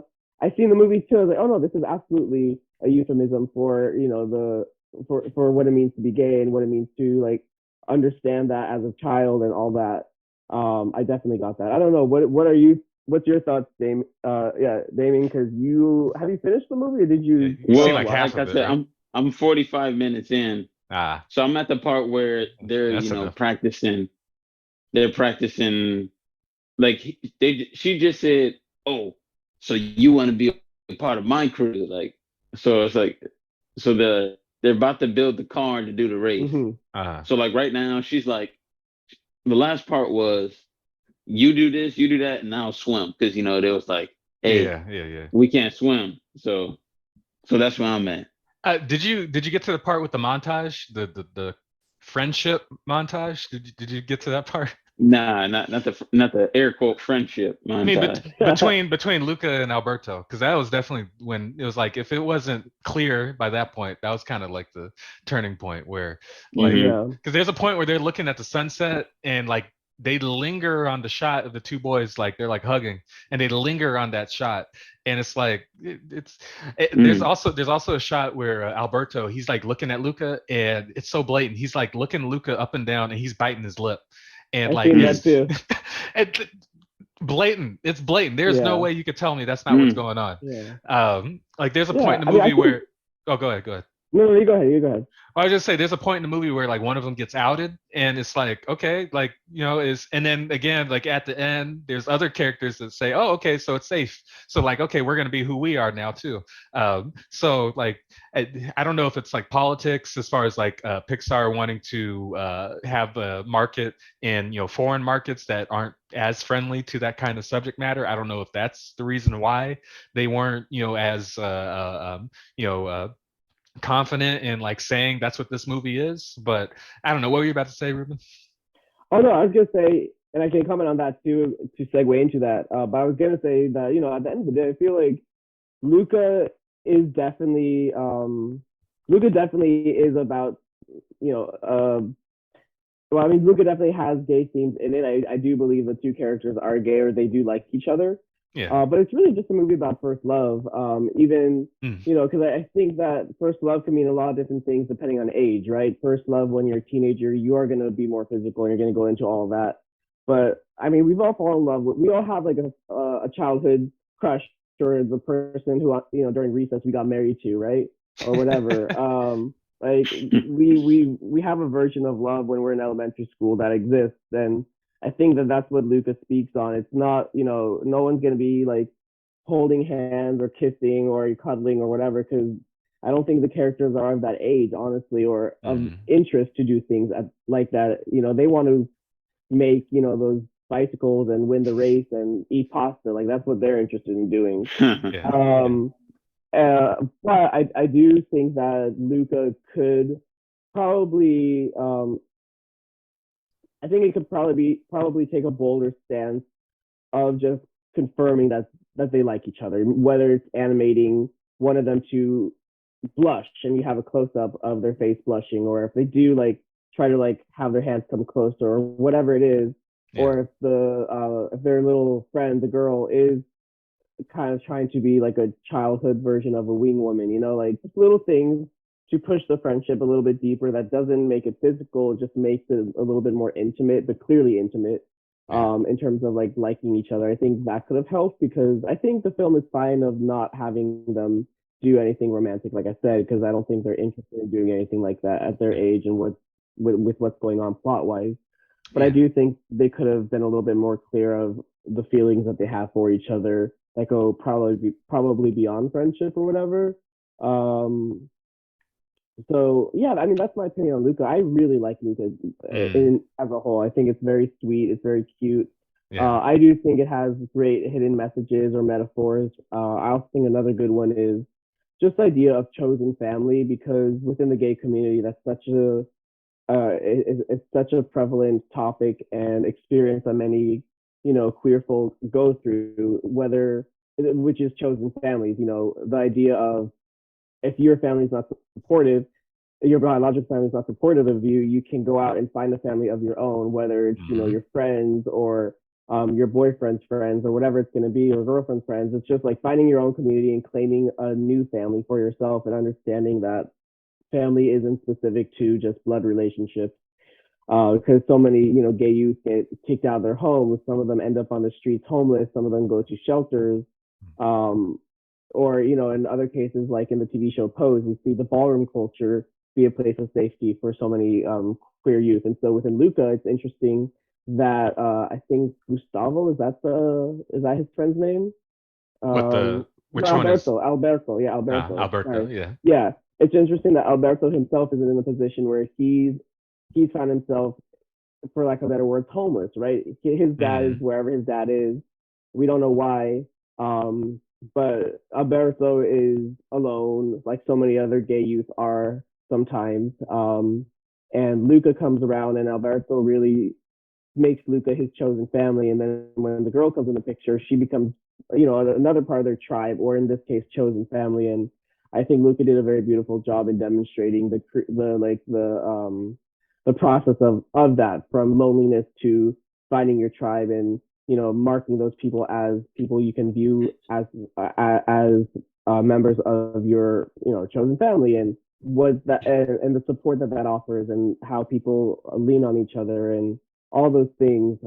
Even at the end of the movie, I think what is it? Alberto decides to what is it? No, Luca decides to go off to school, right? With with the girl, with the girl, and he's able to do that because he's able to see her as someone who is basically family at this point.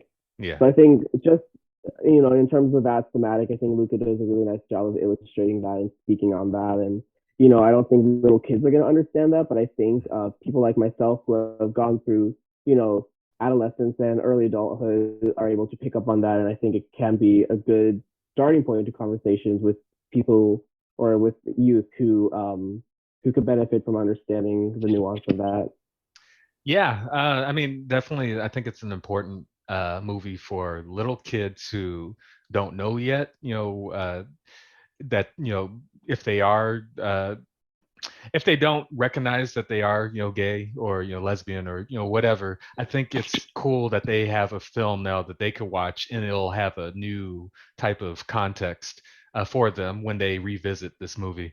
But just in general, Luca's like great. Like it's it's such a comforting movie, which is that's like the best way I could describe it, because it's low stakes. There's not a lot of craziness going on. Even like the quote unquote villain of the movie, he's just silly. Like it's not like they're not saving the world or anything. It reminded me of, I mean, people said it's a lot like what Miyazaki films, or like Charlie Brown. And also what I appreciate about it is just, even though the main characters, they're like little boys, they're like young, you could still watch it like as an adult and still Yeah. appreciate it because it's still like the writing has enough sophistication to it where it's a family movie. It's not strictly speaking a kids film. So I really like Luca a lot. Damien, when you finish the movie, I think you're gonna appreciate it. Um, Hmm. I but like it so far. I'm yeah, enjoying it. It's um, Pixar, baby. yeah. I mean, just before we move on to TV, the big thing with Lightyear having the lesbian kiss in there. It wasn't even that big a deal. They blew that whole thing out of proportion. I thought Yeah, they was yeah. about to be sticking tongues down their throat. It was just a peck, It's and that just was it. it's a blink or you miss it moment, which Yeah. Exactly. which I Which, mean I think. is it representation? Is it not? Is it gay baiting? Is it not? It depends on who you ask, I think. Hmm. Well, Yeah. what about the mindset of like it's such a non thing that it's treated like it's nothing, like it's normalized. It's treated like it's normalized, and is that Yeah. a good thing as far as like Yeah. get to a point where you start seeing that in like kids movies or like animated movies, and you don't even Yeah. notice it because it's just there. Exactly. And I think Lightyear is I don't think Lightyear's gay baiting, to be honest. I think there's Mhm. other because that character stated multiple times, and you see evidence of it and in action of her and her relationships with women, and the fact that she is lesbian, right? I mean, it's not her whole character, but it's not like something she mentions once in passing and then never gets mentioned again. You see her have a family, you see her talk about her girlfriend, and then you see her, that girlfriend becomes her wife, and then the kiss is part of that. But if you took the kiss away, we still know that she's lesbian Right. because of all the other stuff that happened in the film Hmm. versus Dialogue. other films like other films, like I remember when Beauty and the Beast was coming out, they're like, oh, there's gonna be a gay moment, right? Yeah, yeah, And it was that it was the villain sidekick, yeah. Olaf. dancing with the guy. Oh yeah, it was him Not dancing with Olaf. What's his name? not Olaf. I Olaf don't know. played him. Listen, Josh Gad played him. What's his yeah, name? LeFou. That's his name. LeFou. It was him, dancing with the guy at the end and blushing for a blink and you miss it. But that, if you take it away, you don't really know that he's gay. Yeah. So I think, yeah, no, I think people are blowing the whole Lightyear thing out of proportion. It's ridiculous. I think the other important thing is that when that character mentioned that she had a girlfriend or whatever, Lightyear's or Buzz's reaction to it, it was just like he already knew. Like he wasn't like a big like, oh wait, you're what? What you mean girlfriend? Like it wasn't like Hmm. it wasn't a big deal. It was just like I think he actually Yeah, mentioned saying like, oh, who is she or something like that. It's the Um, future. It's bound yeah. to be, people. hmm. I mean, every gay movie doesn't have to be a coming out movie, or a gay Yeah, yeah, character doesn't have to have a coming out moment. You can start them Hmm. already being out. yeah, Yeah. yeah. So it was the normalization of it. I think that's important, just as far as like, cause it's kind of like when we started seeing biracial couples in like movies and TV, like commercials and Hmm. everything, and like it got to a point where it's just like normal, like they don't mention it or anything, like it's just like, oh, the moms. Well, sometimes it's a plot point, like what in Detective Pikachu, the twist was predicated on you forgetting that biracial kids exist. Yeah. Same with like what Spider-Man Homecoming, like the twist was like, oh wait, yeah, I guess sometimes like white dudes marry black women, like, but Hmm. still like it is still to a thing where like you do see like biracial couples. Same thing with like gay couples. I remember when have you guys seen, was it Storks, the Warner Bros cartoon animated movie Oh from a few yeah, years ago? that's a throwback. I Yeah. don't remember that one. uh I think it was the same people that did the Lego movie, but like I remember at the end of the movie they show the babies getting delivered to a bunch of couples, and one of the couple was I think it was like two dudes, and it Mm. was just they don't it doesn't stop the movie or anything. It was just there, like it was just like yeah, of Yeah. course, like they're gonna have a kid too. And the Toy Story movies, like the later Toy Story movies, have the same thing where like in the background you see like a lesbian couple or whatever, and then was it 1000 Moms, whatever that organization is, like they start writing letters to Pixar saying like it's inappropriate, even though like if you're not looking for it, you're not even going to notice it in the movie. So Hmm. I don't know, we do get to the point where it's normalized, where it's not even a conversation. It's just like, hey, yes, of course. Uh, again, like these people exist, so it's not like a big deal. So, any last thing about any last things about movies before we move on to television? No, let's get it. Let's get going to television. All right, let's move on to our. Well, we're gonna take a break, guys, and we will move on to the next segment, television. Fab Five Freddy told me everybody's fly. DJ spinning, I said my. Flash is fast, Flash is cool. Francois Sapah, Flash ain't no dude, and you don't stop.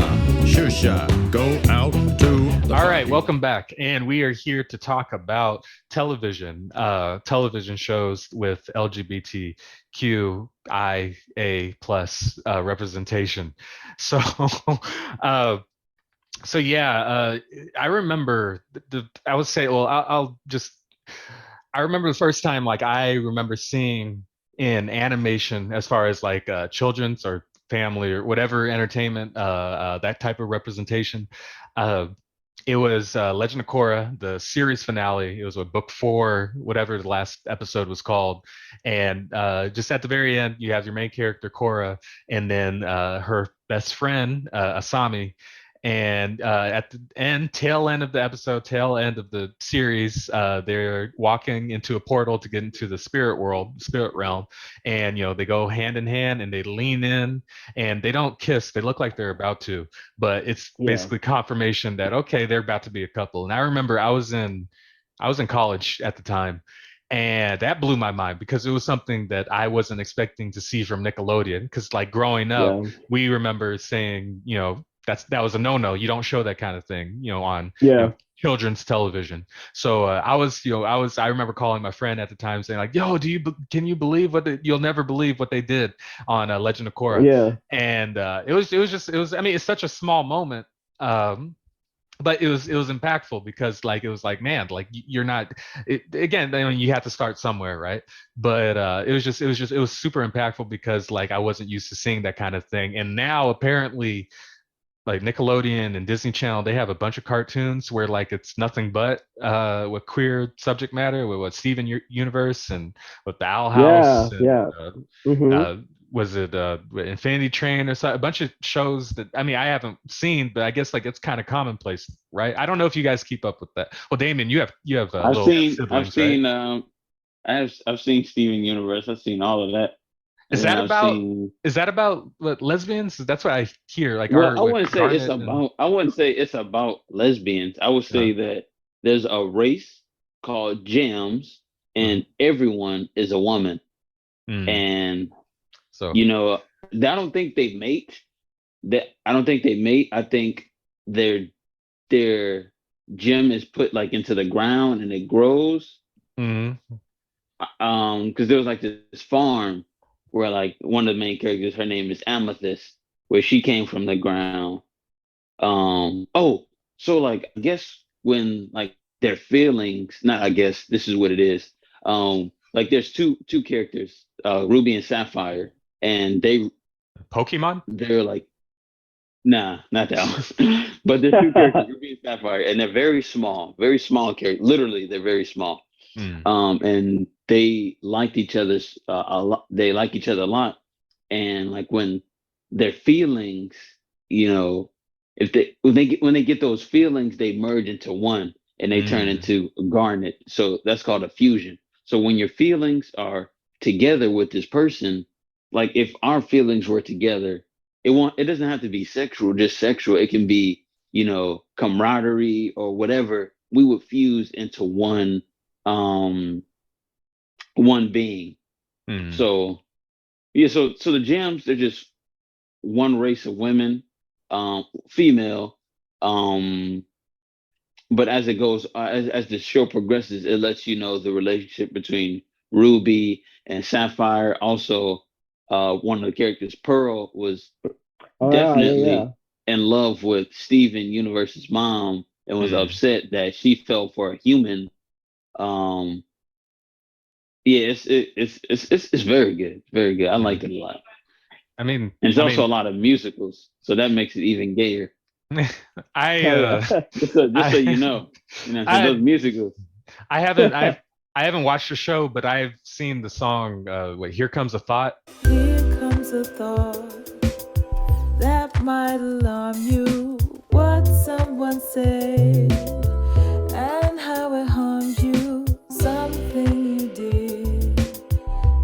out to be charming. Things that you say are suddenly swarming, and oh, Not a thought, but like a THOUGHT. Here comes a thought. Here comes a thought. One of the characters, she's voiced by Estelle, American Boy. Maybe my American boy, American. She plays Yeah. Garnet. She plays Yeah. Garnet. You know the song I'm talking about, right? That's the one because I've seen the clip on like Twitter, I think, or on, and that song's incredible. So if that's what the rest of the show is like has in store, I've been meaning to watch Steven Universe, but I just keep hearing that it gets It's dope. Yeah, Really good. is it still going? Is it still going, or is he It's a done. grown? Finished. Okay, because I keep Finished. seeing he's like a grown man now, and he has a beard. Well, he's a young and- teenager. I think And- he's a Maybe that's his dad or something, or I his don't know. dad Like is- got long hair. His name's Yeah, Greg. Yeah, I think that's his dad. Yeah. I feel so out of the loop, but I mean, it's just like No, it's good. I remember I watched Gravity Falls on Disney Channel, and I remember the creator or the showrunner of the show, Alex Hirsch, I believe, he was complaining because he wanted to put a lot more blatant, like gay material in that show, and Disney just wouldn't let him do anything like that. It was like, I remember, nah. but I remember. Have you guys seen that show, Gravity Falls? I heard of it. Ruben, you've seen the show? Yeah, no, I've seen the show as well. Okay, Yeah. so you know the two cops, it's the black cop and the white cop, and like the show tries to make it seem like they're best friends, but it's very clear the more times they appear, there's something else going on. And then I remember in the final episode, they finally just say, well, like something about we this is for friendship and love, and they like start hugging each other. Yeah, it was something like that. And I was like, okay, well, finally, Alex Hirsch, he got to say what he wanted to say this entire time. But that's why, like, because that show, it ended not too long. I know it's been a few years, but since then, people have talking about with the Owl House and I think what Amphibia and whatever. And apparently, there's a lot more, gay and lesbian types of relationships in those shows, which I mean, it's great. Like I said, like kids that are growing up as part of those communities, they need to see those types of images just so they feel, seen and represented. So, I mean, more power to it. It's just, I wish Disney and Nickelodeon and Cartoon Network were more, they had done it sooner, I would say. But I mean, progress, it takes time. So, but one animated show that I haven't seen, I don't think Dameon has seen, but Ruben, you said you wanted to talk about on Netflix, I believe, is She-Ra and the Power of the Sword, or what's it called? It's She-Ra and the Princesses of Power. Adora. Who are you? What's going on? Balance must be restored. You do not yet realize the power you have. The time has come to show you your destiny. You're not making any sense. I don't understand. You will.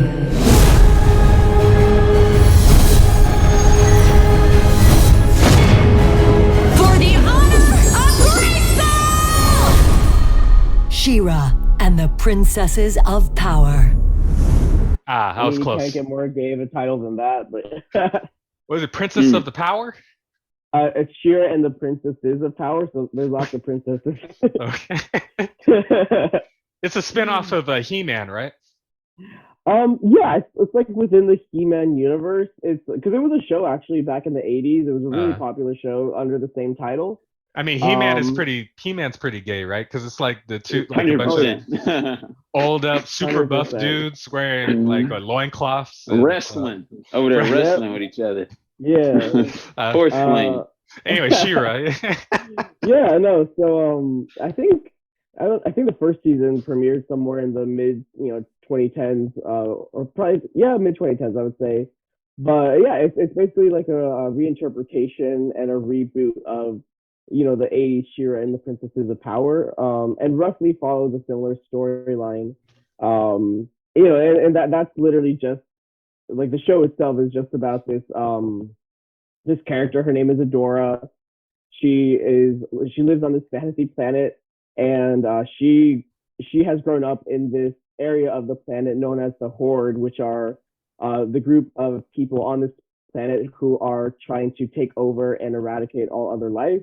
And they view themselves as superior, and they've been on this planet for like, I don't know, like probably 20, 30 years. They're not very competent though, as are most animated, villains and armies and whatnot. So it's taken them quite a bit, and it's still taking them quite a bit of time. But that's where we are introduced to this character, and she's grown up to believe that she's supposed to be this soldier who's going to fight all these, evil princesses on this planet, and that she's doing it for the greater good of the Horde and for people in general. But then she finds herself in a position where she is alone. She is in a part of the planet that she's not supposed to be in. She meets one of these princesses and also interacts with this mystical sword that she finds in the woods. And she realizes that one, she might have some weird, past life or magical attachment to this sword, which in and of itself has its own history and mythology. And that's like where the hardcore fantasy comes from. But then she meets one of these princesses and people from these communities whom they are attacking, and realizes that they're not evil and that the Horde themselves are evil. And she's thought basically everything she thought has been turned upside down. And she realizes that what she thought her mission was is basically not something that she can stand behind anymore or believe in. And so she switches sides. She goes and befriends these princesses, leaves one of her best friends from this, upbringing from the Horde behind. Her name is Catra, and then Catra becomes the main villain because she's angry that Adora abandoned her and she doesn't understand why. And so then the series is about two things. It's about Adora understanding that she has this greater destiny that's linked to this magical sword she finds, and she is this, person known as Shira, while also understanding that the way she was brought up was wrong, and she's trying to now help the princesses to defeat the Horde and bring back, peace to this planet. But in doing so, she's basically fighting her family, the people who raised her, because she was also an orphan. She was brought to the Horde from an outside source. And so it's kind of all she's ever known. She doesn't have parents to fall back on. And so that's what the show is. But no, the show also has a lot of, and it's kind of segues off of Steven Universe or other shows like that, where it's, accessible kids fantasy animated shows that have a lot of just really dope inclusivity, whether it's like inclusion of different races, or in this case, LGBTQ characters. Because Shira herself, very similar to Korra actually, but this time it's almost reclaiming what Korra wasn't able to do, because Shira also has a love interest or friend, which is the friend she left behind in the Horde, Catra, who is, who even after they become enemies remains her first and probably closest friend, even if they can't see eye to eye. And the whole 5 seasons of the show, you're gunning for them to not only get back together as friends, but it's quite obvious that they love each other. Yeah. And at the end of the show, they do get together, and it's kind of what saves the planet. And a lot is dependent on their love finding fruition in front of the audience. Yeah. And we see all that play out, and then we even see beyond, their future together. And so it's really beautiful, because it's very similar to what Korra wasn't able to show on screen. Yeah. But then even beyond that, just you have secondary characters, side characters who are queer, and it's not even, that's not their storyline. They just are, you have a character even like one of Adora's friends who she makes along the way. His name is Bo.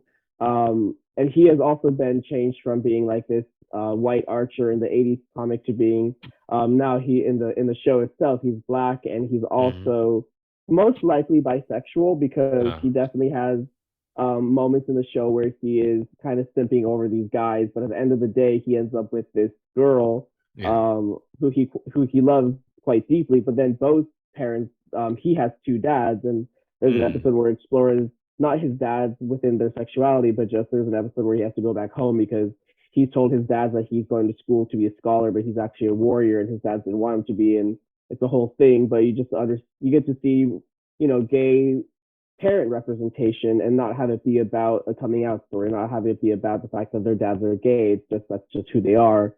Yeah. So yeah, I would say Shira is just a really inclusive show that just speaks on a lot of themes that are relatable to the gay experience, and it's also doing what Love Simon, I feel like, bringing it back to what Love Simon would like to do, which is showing everyday queer experiences that aren't rooted in deep trauma in terms of like gay historical trauma, right? Like AIDS or being raped or assault or whatever. They're dealing with very intense issues that don't have anything to do with them being gay, but they are.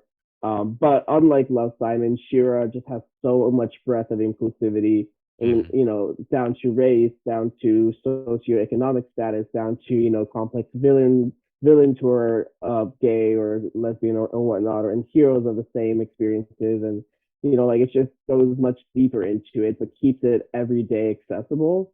Yeah. So it's not a Moonlight, it's not heavy like that, but it definitely can still reach the same people who enjoyed Moonlight. Yeah. Unlike Love Simon, who has a very specific audience, Shira really can do what Steven Universe also did, which is reach a lot of different communities, and have a lot of range, and people can find meaning out of it. And yeah, it's a great show. I would definitely recommend it. Yeah, what I like about a lot of these Netflix animated shows is that they kind of ride the line between being a kid show, but like adults or kids at heart can still watch it. Like, I don't know if you guys seen Voltron, like the most recent version of Voltron that Netflix made. I think it's the same people that did. Yeah, it's good. It's the same people that did Korra and Avatar.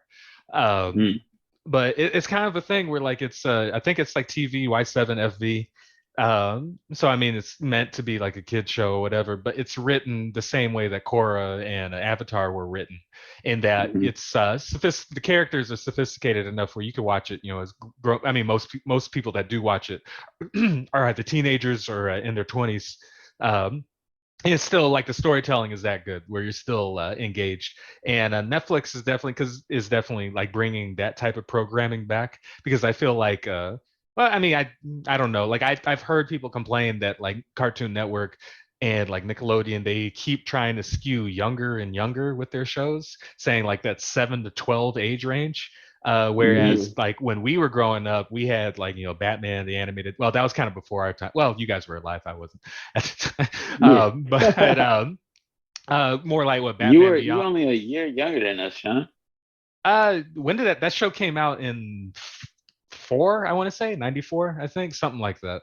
I could have that wrong, but even like watching the Justice League cartoon in the early 2000s, like that is TV Y7FV, and you watch that is like incredibly like mature, like even in terms of like not even like the violence, but just like some of the jokes or like the subject matter. It's like they're like characters hooking up on that show and everything, and it's like it's blatant. Like I'm surprised the stuff that like WD let them get away with on that show. So I'm glad to point to what you just said.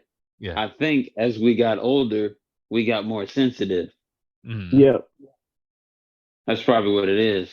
Yeah. Yeah, I mean it's an interesting thing. I mean we could there's a lot there to dive into, but I mean for now I'm glad shows like She-Ra exist. Just I mean cartoons in general, animation in general is like great. Like it's not a kid's medium. It's like even Arcane. I don't know if you ever seen Arcane, Reuben. Yes, I love Arcane. Arcane's incredible. Yeah, that's one of my so favorites. Good.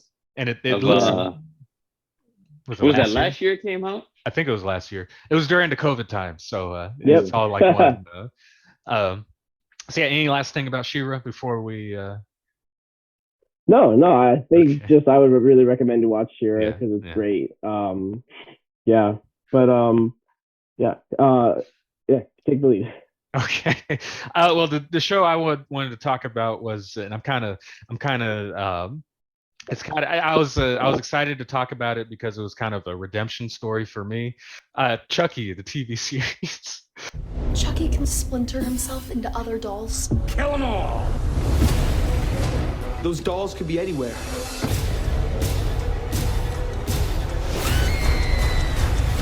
Chucky! The season finale of Chucky next Tuesday at 10, and stream the latest episodes now. Before I get into the show, what do you guys? What is your experience with the Chucky movies? I'm just curious. Just Ruben, do you want to take? Just what's your Um, relationship with that doll? Listen, I quite enjoy Chucky. I think it's fun, it's camp. Um, I mean, gay people love horror movies. That's just a Uh, thing.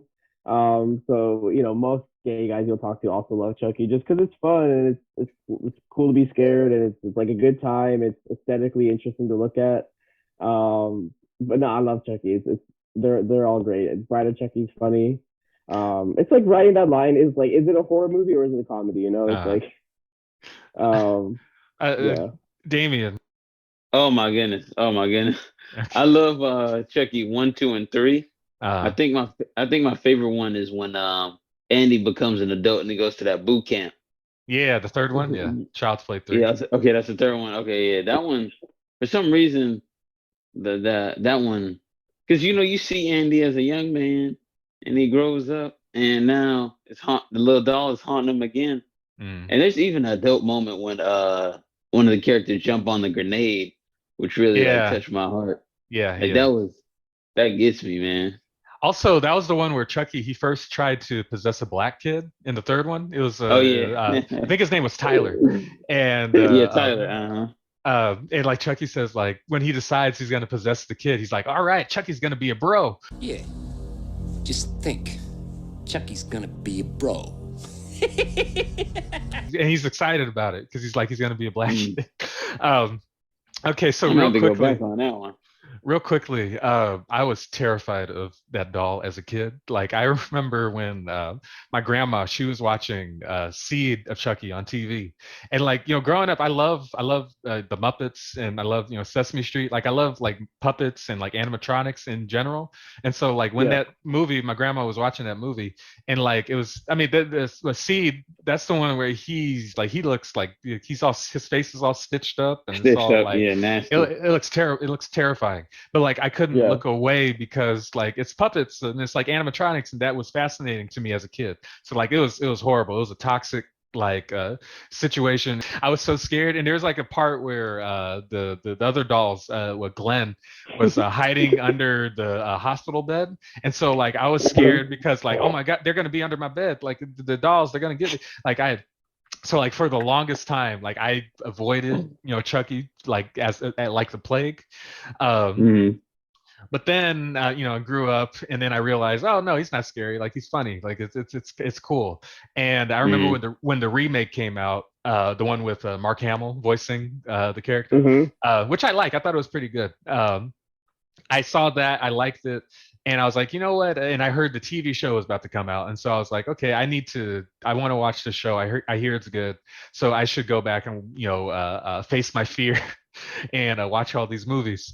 And so like I binged all the Child's Play movies, The Bride, and then Seed, and then I watched the straight to DVD movies.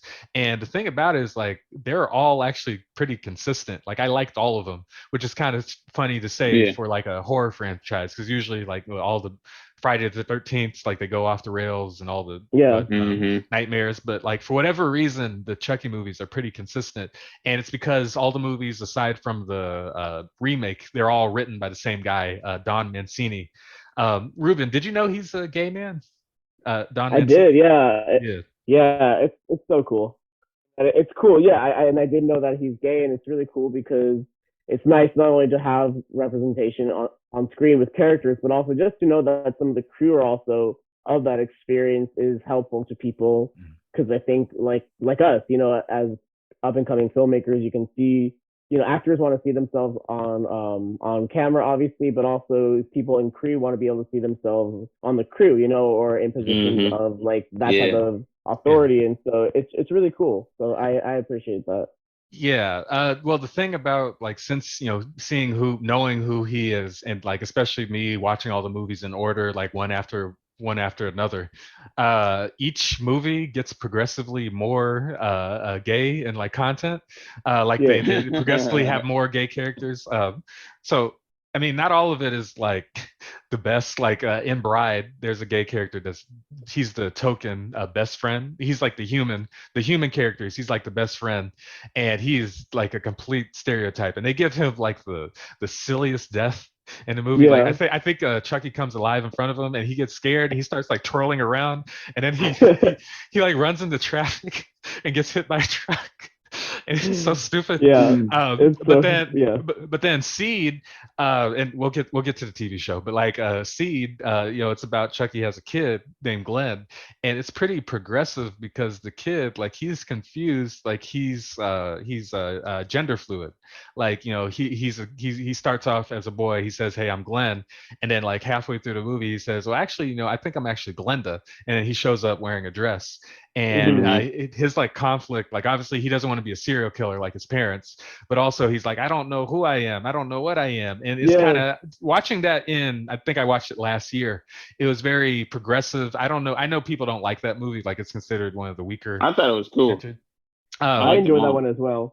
I like both the comedic ones with Bride and they're both like really messed up Muppet movies, because those are the ones where the the dolls are actually the main characters in both of those.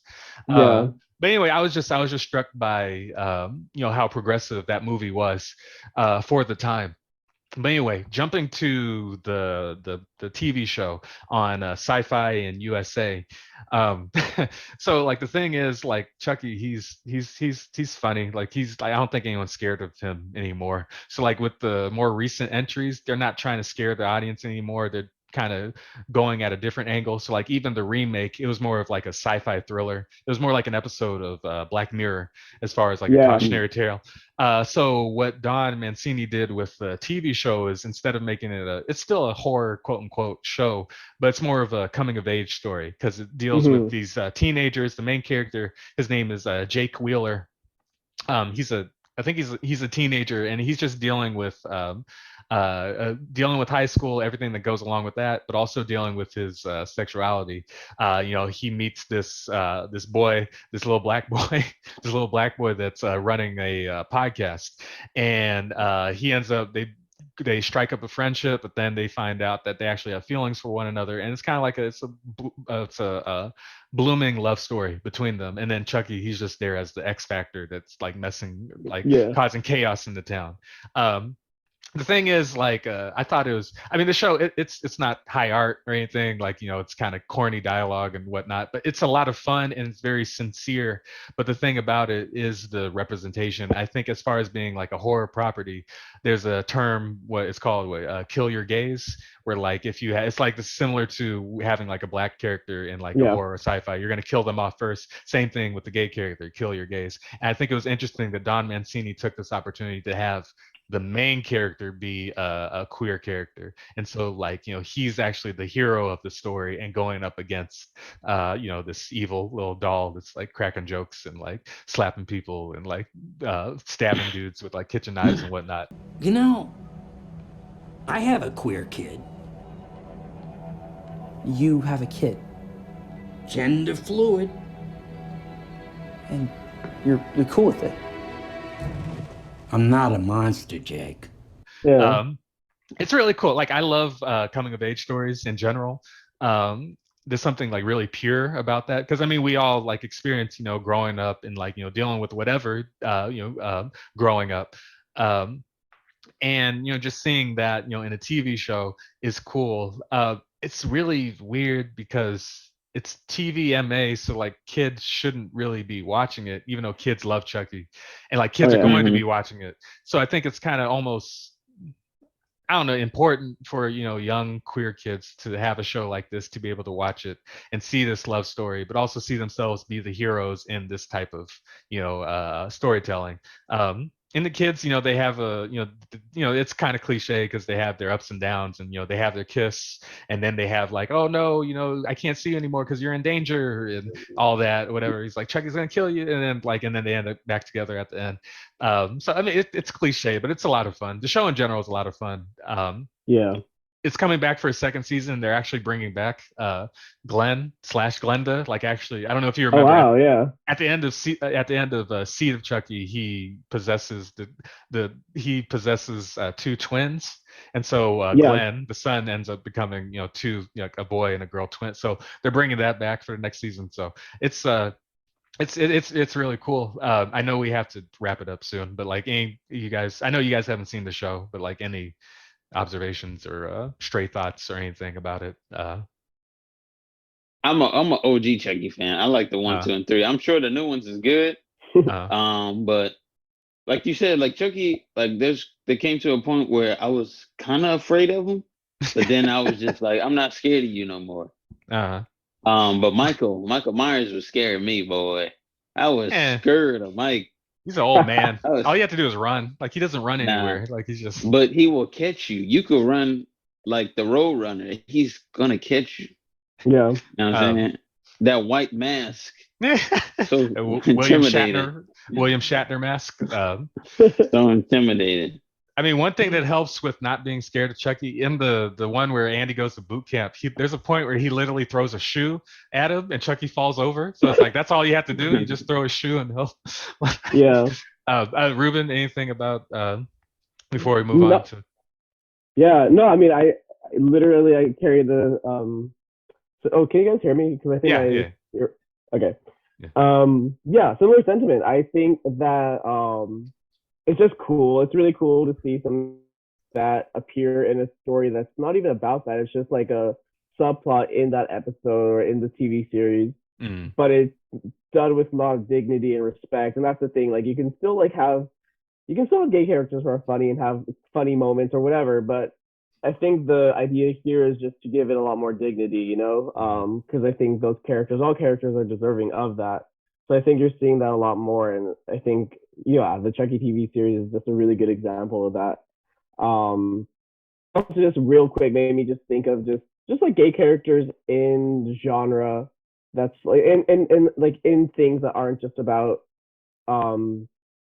gay subjects. Like, I'm thinking right now of like Hannibal is such an interesting show, also horror, where it's really about the psychology behind this, the serial killer, why he's doing what he's doing, his friendship with this other psychologist, Will Graham, all these things. But there is a very queer love story laced in there that's really deep and nuanced, and it's interesting. It has dignity, and it's within horror, and it's just really cool, because that's similar to Luca, where they don't ever really kiss at the end or ever, but they do so much more that carries just that same level for where these characters are at within their age, within their point in life, that it is still satisfying, and it is still very, very much like blatant queer representation. And so it's just cool to see that in a lot of different mediums and genres for a lot of different characters too. Like, to see that the Glenn doll and then turn Glenda, like, I think some people sometimes are a little afraid to write, for example, like gay villains or characters who aren't like wholesome or the protagonist, and have them be representative of a queer experience. Because I think it's, you like people who aren't from the community, I think sometimes feel like they have to walk on eggshells when they're writing these characters, and you don't always have to do that either. You can have LGBTQ characters who are of different experiences in terms of their motivations within the story. They can be assholes, they can be sweethearts, they can be villains, they can be heroes. It's not just one thing. So I think, I just think that the Chucky TV series and other things like that are kind of cool examples of that. Yeah. I recommend the show. It's a lot of fun. Okay, really quick. You guys both seen Breaking Bad, right?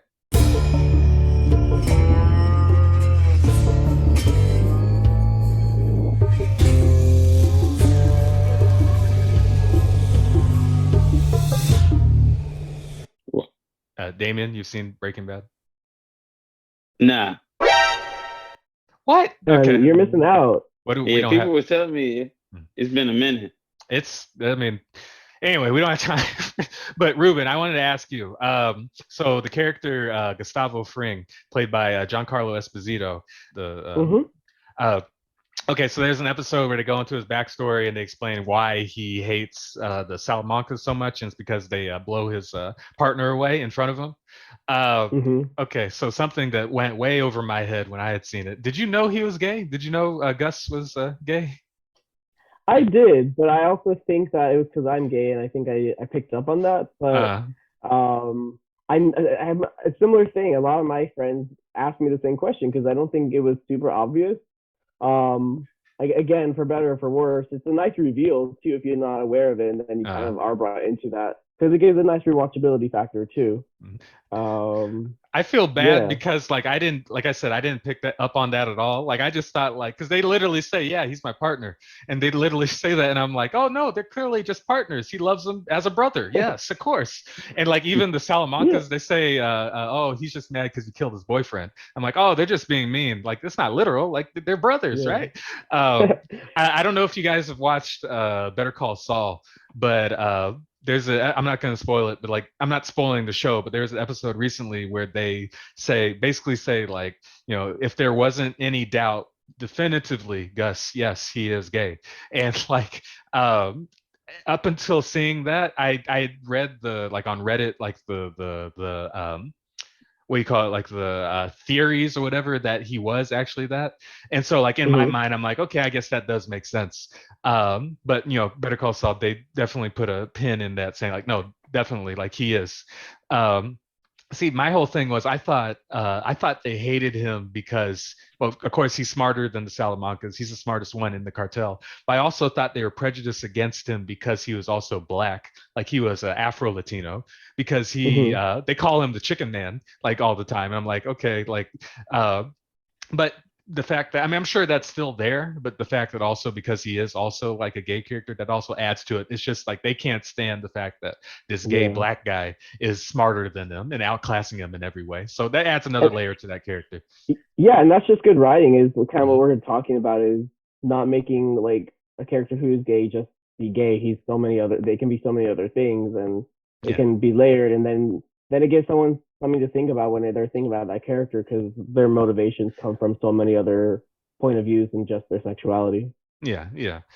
So, all right, guys. Well, let's wrap up this segment, and then Dameon has somewhere to go, so we can't do the video game segment this episode. But this has been a wonderful little episode. I had a lot of fun. Thank you again, Reuben, for stopping by. It was a pleasure having you. Again, it's important for us to have. We're all about representation on the show, and it is important for us to have, you know, people of various perspectives and, you know, situations and what's the word I'm looking for? Experiences, just so they could speak, you know, from their own experiences, speak from the heart, and add their, you know, unique flavor to what we do here on this show. So thank you again, Reuben. You've been incredible guest. Aw, thank you guys so much. No, I had a great time. And yeah, it's literally all just about good representation and inclusivity, and also just making really good stuff too. Yeah. Well, before we go, do you have anything you want to plug or anything, or No, just plug my name. Watch out for it in a couple years, because you'll be hearing it around. Yes, all of our Thank names you. will be in a couple of years. So we'll specifically 2 years. All of us will all be at the Oscar show, getting slapped by Will Smith. Shout out, Arcane season 2, because y'all right, Arcane was a great show. It's probably the best animated show out there right now. Yeah, so shout out Arcane season 2 coming soon. I mean, hopefully, because Netflix, what they fired like most of their animation department, like and HBO Max or Warner Brothers or Discovery is doing the same thing. So hopefully Arcane comes back. Yeah, rest in peace, Batgirl movie too. Yeah, man. But yeah, so if there isn't anything else, ladies and gentlemen, this has been the Catch Up, the Sean and Dameon Show. I am Sean. I am Dameon. And I am Reuben. Yes, thank you guys for listening in. As always, stay tuned for more excellent content on the way. Dameon has to go to sleep, so we'll leave you guys. Take care.